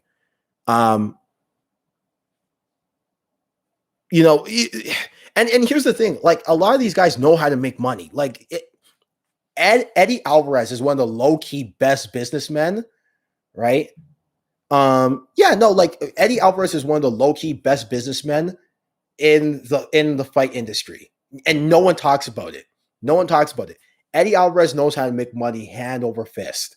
Ben Askren makes money hand over fist. There's a couple other guys. MMA Shredded, Jeff Chan, right? Makes money hand over fist. Right? Well, I think nowadays you're starting to see like even the girls, like some of the girls are starting to do modeling. Like girls, some of the women are starting to do modeling and stuff like that. They are starting to get wise. But this is the problem is exactly, right? This is the problem is you are kind of selling out. You are selling out, Jimmy. And especially when you start doing these like I think I honestly took a collective roll of my eyes and sigh when Jessica Penne was the example. Not the commercials. It's not necessarily you're selling out because of the commercial sponsorship itself. It's what are you promoting? And does it align with your brand and your values? I'm sorry, but Condom Depot, do you want Condom Depot all over your shorts? No, I get it. But like, okay, I'm with you and you're preaching to the choir. And I hope we establish that. Like you should sponsor, you should do commercials. And they should bring back sponsorships, at least 2 on the shorts, like 2 or 3 on the sport shorts. Let the guys promote whatever. Let them make some money.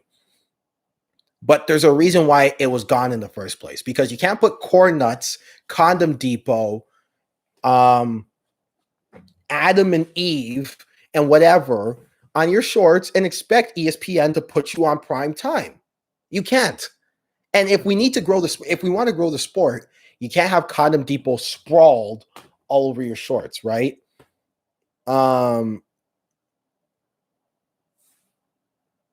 Yeah, right. So, like, I think there is a middle ground. There is a secret third way where guys can make some money, right?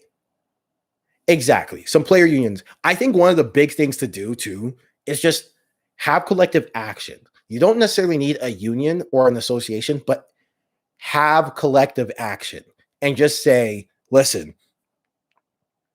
a better revenue split.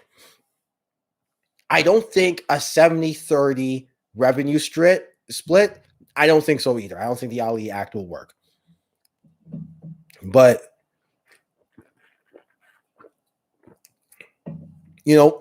have collective action.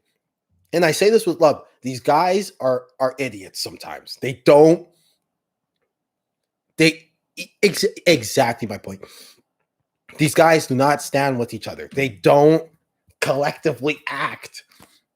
Like, could you imagine if Ali's group of fighters, let's say Ali, and by Ali, I mean Ali Abdulaziz. Let's say Ali Abdulaziz says to Dana White, unless you give us a 70-30 revenue split and 2 approved sponsors, all my guys aren't fighting.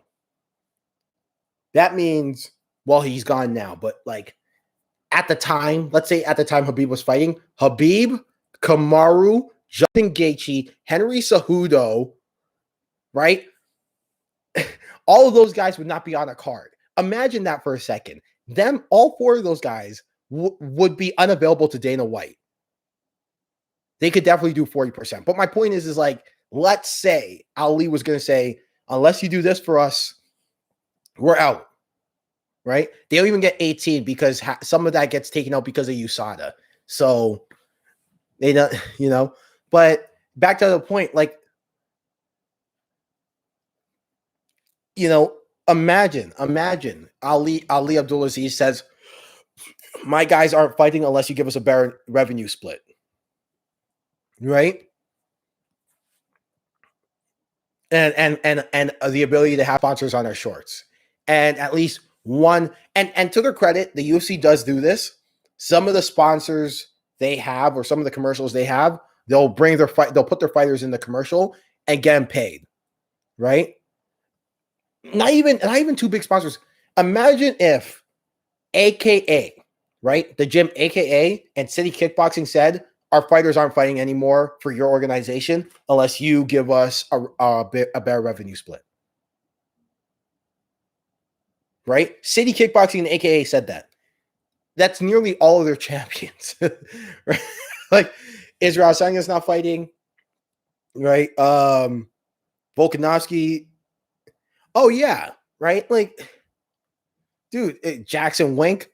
Like, think about like this. Could you imagine, right? If just these four camps, these four teams, Trevor Whitman's Elevation Fight Team, City Kickboxing, AKA, and Sanford MMA decided until you give us a 30 to 70 revenue split or 60-40 and 3 approved sponsors on our fight shorts, we're not fighting.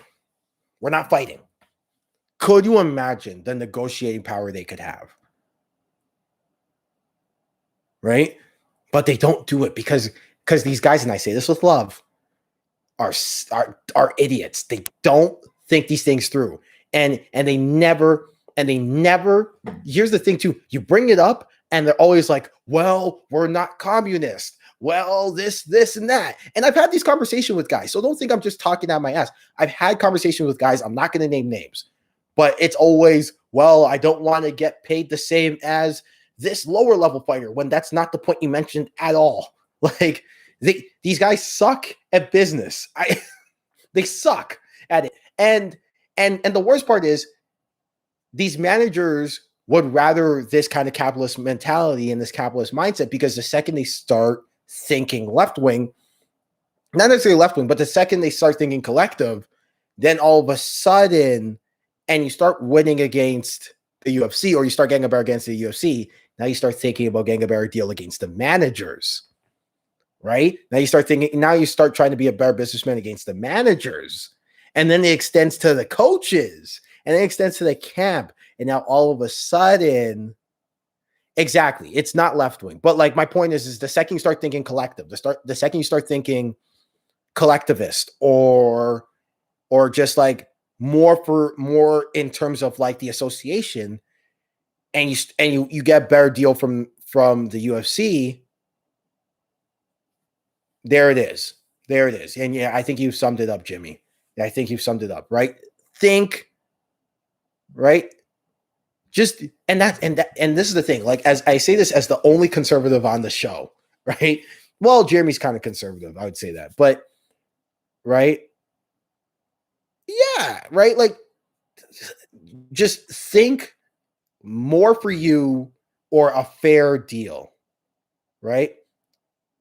Think a fair deal. Is it a fair deal that these guys get 18% and have some of it cut out because of USADA? Is it a fair deal that to get money, you have to whore yourself out to Hans Holenkamp, who you guys, everyone collectively says they don't like? Like, you know? And I say that, like, it's just think collective, think for you, and I say this with love. These guys just, they just think too much with pride and too much with their political values. And they don't even know what they're talking about with their political values. They don't understand the nuance. You know, I was going to say this. Andrew Yang was going to come in and when if he got elected president, one of the things he wanted to do was take a look at the UFC and WWE's contracts because of the independent contract, non-complete clause nature of their contracts, to understand what's going on here. Why are these guys getting jibbed so hard? And he was going to make some policies to make contractor contracts a little more fair for guys. And that was half the reason why I wanted to vote for him, because even though I'm not American, but why I wanted people to vote for Andrew Yang, because he was going to do right for the fighters. Yeah, but some of these guys are very smart. They think with a I guess capitalist mindset So it's not everybody. And even those guys, they just make the best of a bad situation and do their thing. Like, what's his name? Daniel Cormier. He owns he owns a couple good restaurant chains right now. He owns a good poke place. He owns a really good poke place.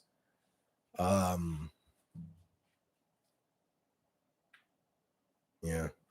Oh man, 100%. Go for it. Like, yeah, he does. Go look it up. DC owns a couple good restaurant chains. I think he owns a chicken place too.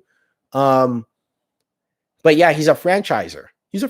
So guys are smart. Like Eddie Alvarez, I'll talk to him when he comes home. Go look at some of the things Eddie Alvarez has done and some of the investments he's made. Really smart financial guy. Right? Yeah, no, definitely look at it as like a business. But the thing is, this is the other thing. You can only do what you leverage, right? So, for example, Paulo Costa kind of doing what he did, he can't do that because he can't leverage that, right? He could leverage that if he was champion, right? Like, but the problem is once you become a champion and you make money like Israel Adesanya is another good businessman, actually, right? He's got I think him and Funimation have a sponsorship. He's doing some stuff with Nickelodeon, I believe. He's everywhere. He's doing commentary. He's a huge star in New Zealand. These guys, and the thing about it is Israel Adesanya, this dude never gets tired. He's in real estate. He does Puma. Exactly. Right? Al Quinta, who's a lower level guy, real estate agent. Right? And a lot of people make fun, but that's a thing. So yeah, like there's guys who, make the most out of this system, but if you want to make yourself the NBA or the NFL, it is imperative that you get grassroots support. And the only way to get grassroots support is to make it viable so that these parents really push these kids towards it. Right? It's not even that. It's just, look, think about it like this. I say this. If I want to grow the game, if I want to grow the sport of MMA, right? If you want to grow the sport of MMA, it starts at the grassroots level. And I'm not saying 10-year-old kids should fight, but I'm saying 10-year-old kids should learn to do MMA, right? And when they hit, I don't know, 18, they start fighting in full contact, or 20, like, you know what I'm saying? Through the amateur circuit, you got to standardize things, but you can't standardize things if you're already legalized fighting. So no parent in the right mind is going to groom their 4-year-old kid to start doing MMA. They might let him do Sambo. They might let him do wrestling. They might even let him do like Muay Thai, but MMA is just a step above for some reason, right? Even Muay Thai, even amateur Muay Thai with the headgear and the kids, like, and yeah, right. And you know what? Back in the day, that worked out for him, because back in the day when you're counterculture and everything else is so white bread and corporate, and you are the counterculture and you're the opposite, you make a lot of money like that. But now that they're starting to move into the mainstream, yeah, these guys need to tone it down for But here's the thing: you can get away with a lot of things without swearing. I say some of the most foul things on the podcast, and like I've seen you comment. I say some of the most foul things on the podcast, right? We say some of the most insane things, and we don't get canceled. You want to know why? Because we are honest with ourselves, and we don't try to make ourselves holier than thou. But B, and this is the other thing, is we present our information in a way that doesn't sound stupid. So you can do it. They can still be them. They just have to not swear, essentially. Like, be you, but just don't swear. But this is the thing, right? You have to build the game. So one, you're already behind the 8 ball because you're legalized fighting. And no kid. Well, yeah, that's the other thing. We don't rely on the. Well, I think even if we were sponsored by somebody, we would definitely we would definitely give the sponsor love, because we have to, because even just from like a loyalty perspective, they've allowed us to do what we've had to do, right? Like, you know what I'm saying? And two, we're not going to take sponsors. We're not going to take and I've said this too, is that we're not going to just take as much as we joke about shaking our ass for the money, we're not just going to take so and so that we haven't vetted to be a sponsor. We're gonna do our due diligence, and what we sponsor means something. But yeah, let me go to the other point though. If the other thing with it is you can't grow the sport if there's no money when they become an adult, right? The reason why there's a huge basketball market is because, and I say this with love for the parents, is the parents know if their kid is that 1 in a million that makes it to the NBA, they're going to get rich. And it sounds selfish. It really does. But, it's just, unfortunately, it's the game. It's the unfortunate game. So yeah,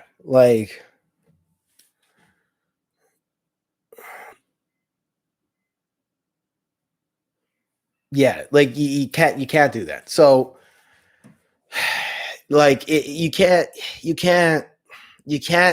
be with the UFC and not put money into the fighters because you're not going to grow at the grassroots level. You just won't. People and that's the thing, people like the sport in spite of it. They like fighting. They love it. They'll do what it takes. Right? I've seen the most dedicated athletes are the fighters, are guys who build their own gyms and stuff and grow the sport like that. So, yeah, you can't have a sport that pays median average of 50,000 in the pro level. It's crazy. Everything became political. I will say this: I'm not a fan of, because it's emotion now, right? You're thinking about emotion, but I'll say this: I'm not a fan of cancel culture.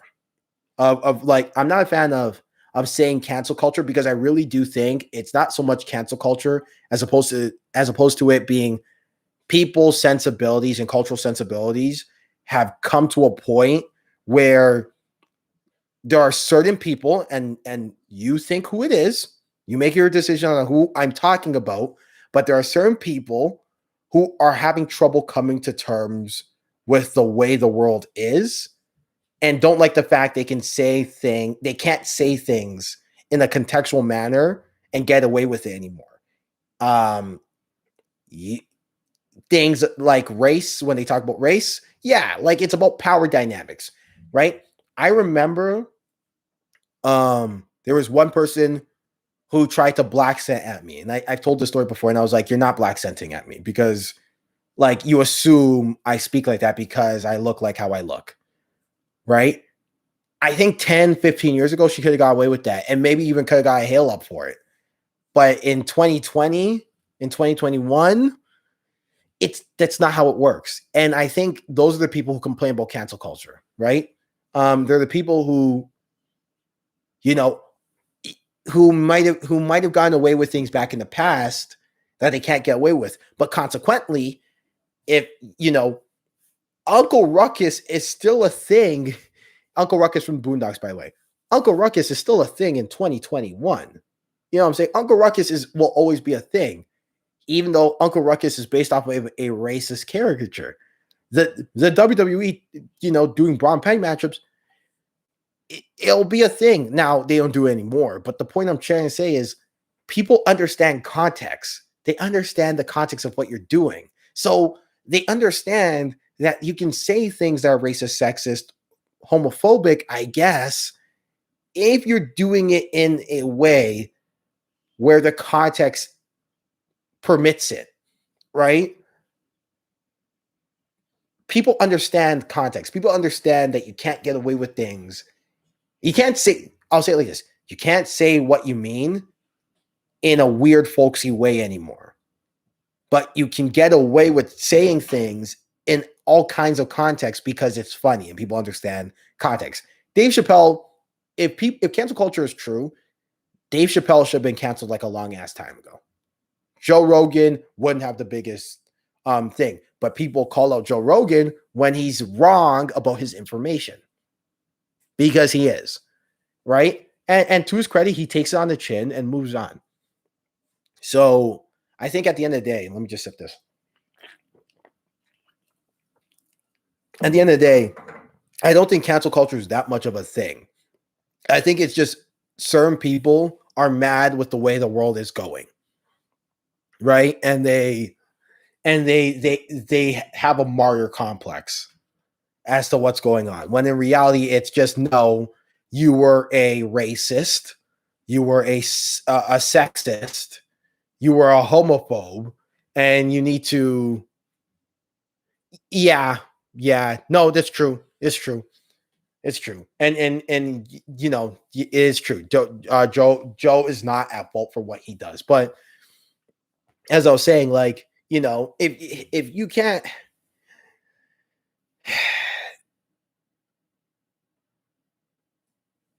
you know, it's true. No, I do think those things. I do think that, like, it's not Joe Rogan's responsibility. But here's the thing. Then why are you so mad at Spotify saying, okay, say what you want to say. We'll just put links to what the actual information is in your description box. That's what they wanted to do. That is it. That is literally it. Like, I read, I'm a Joe Rogan Experience fan too. I love his stuff. There are certain guests what he brings out I love. Right? I'm just saying, like, when Spotify came on, was like, hey, we want Joe Rogan on. He brings in a lot of fans, but, you know, when the workers were like, hey, can we put, like, you know, articles and descriptions and stuff in the description box, you know, and people got mad. I was like, wait a second. You guys do realize Joe Rogan's wrong about a lot of things. It would actually benefit him when he does talk about things like vaccinations to put in some actual information, but neither here nor there. Yeah, like, I'm not a fan of cancel culture. Of the term cancel culture, because I just don't really think it's a thing. Like, I'm a media whore. I've looked at media in the 2000s. I've looked at media in the 2020s. I don't necessarily actually see that much of a difference. I think Twitter sucks, and I think there's a proliferation of this. Someone says something stupid on Twitter about how we have to cancel somebody for, I don't know, being too masculine. 10 people retweet it, and then the rest of the people look at this, roll out their eyes, and say, you're an idiot, right? Nobody is actually seriously thinking about it. You know what I'm saying? But see, this is the thing. Even Twitter, like, no one's actually seriously thinking about canceling somebody for, like, being too masculine or being or looking too big or whatever, right? It's stupid. No one, even Twitter, wouldn't think about it. But here's what happens. Somebody sees it, and then some right-wing article, I won't even say right-wing because not all right-wingers are like that, but even left-wingers, like, they'll take something and then make it and blow it up. They'll make an article saying the left or the right wants to ban, you know, masculinity because so-and-so said this. And then it gets picked up by Ben Shapiro, you know, or it gets picked up by Jubilee on the left, and then they talk about it, and then all of a sudden they make it seem as if cancel culture is a thing, when it really isn't. It is a bipartisan issue. I would say, and I say this with love for my right-wingers, I would say the alt-right does it more than the far left. But I think they both do it at a rate that's very concerning, right? Yeah, I think both do it at a rate that's very concerning. I do think one side does it more than the other. But you know, they do this weird thing where they'll take something that no one actually believes in. No one actually believes in. You know, and by no one, I mean, like, a lot of people, a consistent amount of people. no one actually thinks like Father's Day should be banned, right?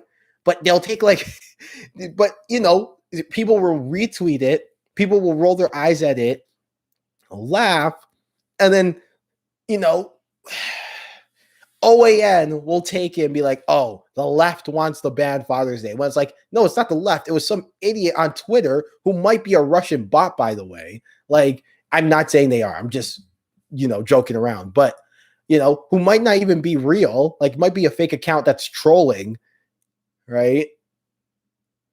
You know what I'm saying? Putting it out there and people rolling their eyes at it. It's not the left. Conversely, when the right says something funny about like, I don't know, they'll make like a funny kind of racist joke about maybe like two black people fighting, like doing a street fight.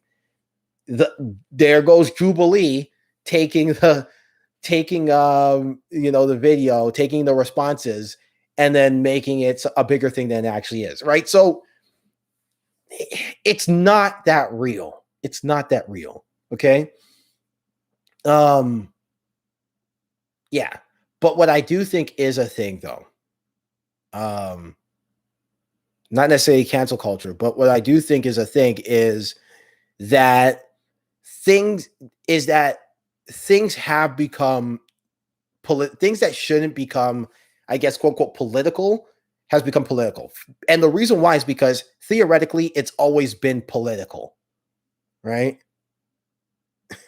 Yeah. I mean, I wouldn't necessarily consider myself an independent. I consider myself because I really do vote I'm a Canadian. So every election I vote for a Canadian party, and I've made a point to do so. And the reason why I make it a point to do so is I want my voice heard. I think one vote really matters. And you saw even with the American election and even the Canadian election, a vote really matters. A vote really matters.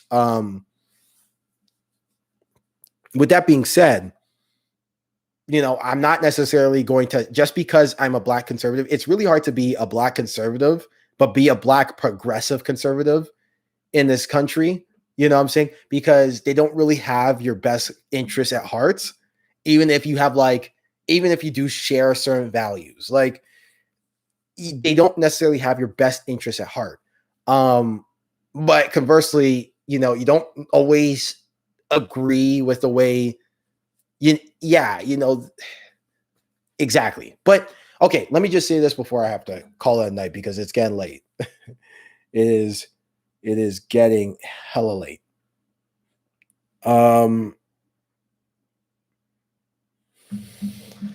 say this. I do think everything can become political because everything is political.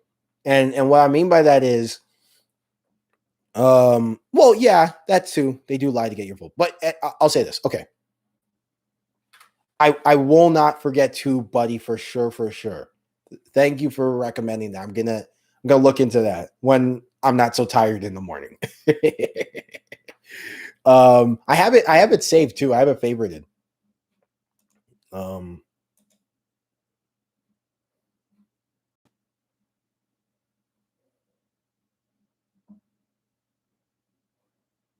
Like, yeah, but okay, let me just say this.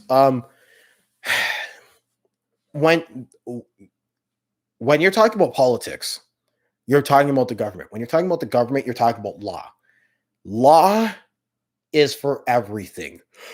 There's a reason why lawyers get paid so much, because law encompasses everything. There are so many different aspects of law, and therefore there are so many different aspects of politics, right? Law. So but depending on and I've had arguments till kingdom come home with friends about this, very frustrating arguments, and yet they still don't get the point I'm trying to make. Depending on your thought process, it's either nothing is political or everything is political, because law controls every aspect of your life. You cannot even build a restaurant or build a house without some sort of legal proceeding, because, and I say this again, because they have to. You have to. You can't just build a house out of nowhere. So you make laws. You can't just do things in a house. You make laws.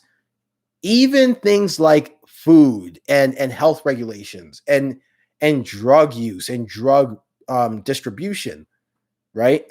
There are laws. Now, we can sit here and agree or disagree whether those laws are right, wrong, justified, unjustified, but that's the point. Everything encompasses some sort of law. And therefore, where do laws get made, right? At politics, in the level of politics, right? A bill gets signed, goes to the Senate, gets ratified, and becomes law. And then the Supreme Court determines how that law is interpreted through a ruling when they have to, hear a court case. Everything is law. And because everything is law, by extension, everything is politics. So you can make everything about politics. Every the talk you had about your favorite anime character is law, and therefore it's politics. So when someone says they want to get too political, that's not what they mean. They just don't want to talk about something they don't agree with you on, but they're uncomfortable to talk about their disagreements because they don't know what the fuck they're talking about. That's it. Right? So this whole conversation about, why are you making it so political? It's not that I'm making it political. It's because you're out of your depth in the conversation and you don't want to look stupid. That's what it's about. And too many people can't admit that they look stupid. They just want to, that's going to sound real bad, but they just want to get away with saying something without the consequences of their opinion being said. So because of that, when, there is a proliferation of making things political because there's a proliferation of people who want to say things without being called out on what they say. So, I don't know if that's necessarily, but yeah, I don't know if I'm saying what the point I'm trying to make, but you know what I'm trying to say. Well, this was fun, even though it was like 80 years long. I don't usually do this, but I'll do it for every big fight. I'll try to, at least. And hey, we got like a whole bunch of views. We got a couple more subscribers. Please like and subscribe. Tell your friends about us too. It helps us a lot. It really, really does. And we will love you forever. And yeah, thanks for recommending too, buddy. I'll take a look at it. And yeah. All right. Peace easy, everybody. Have yourself a great day. Oh, great night.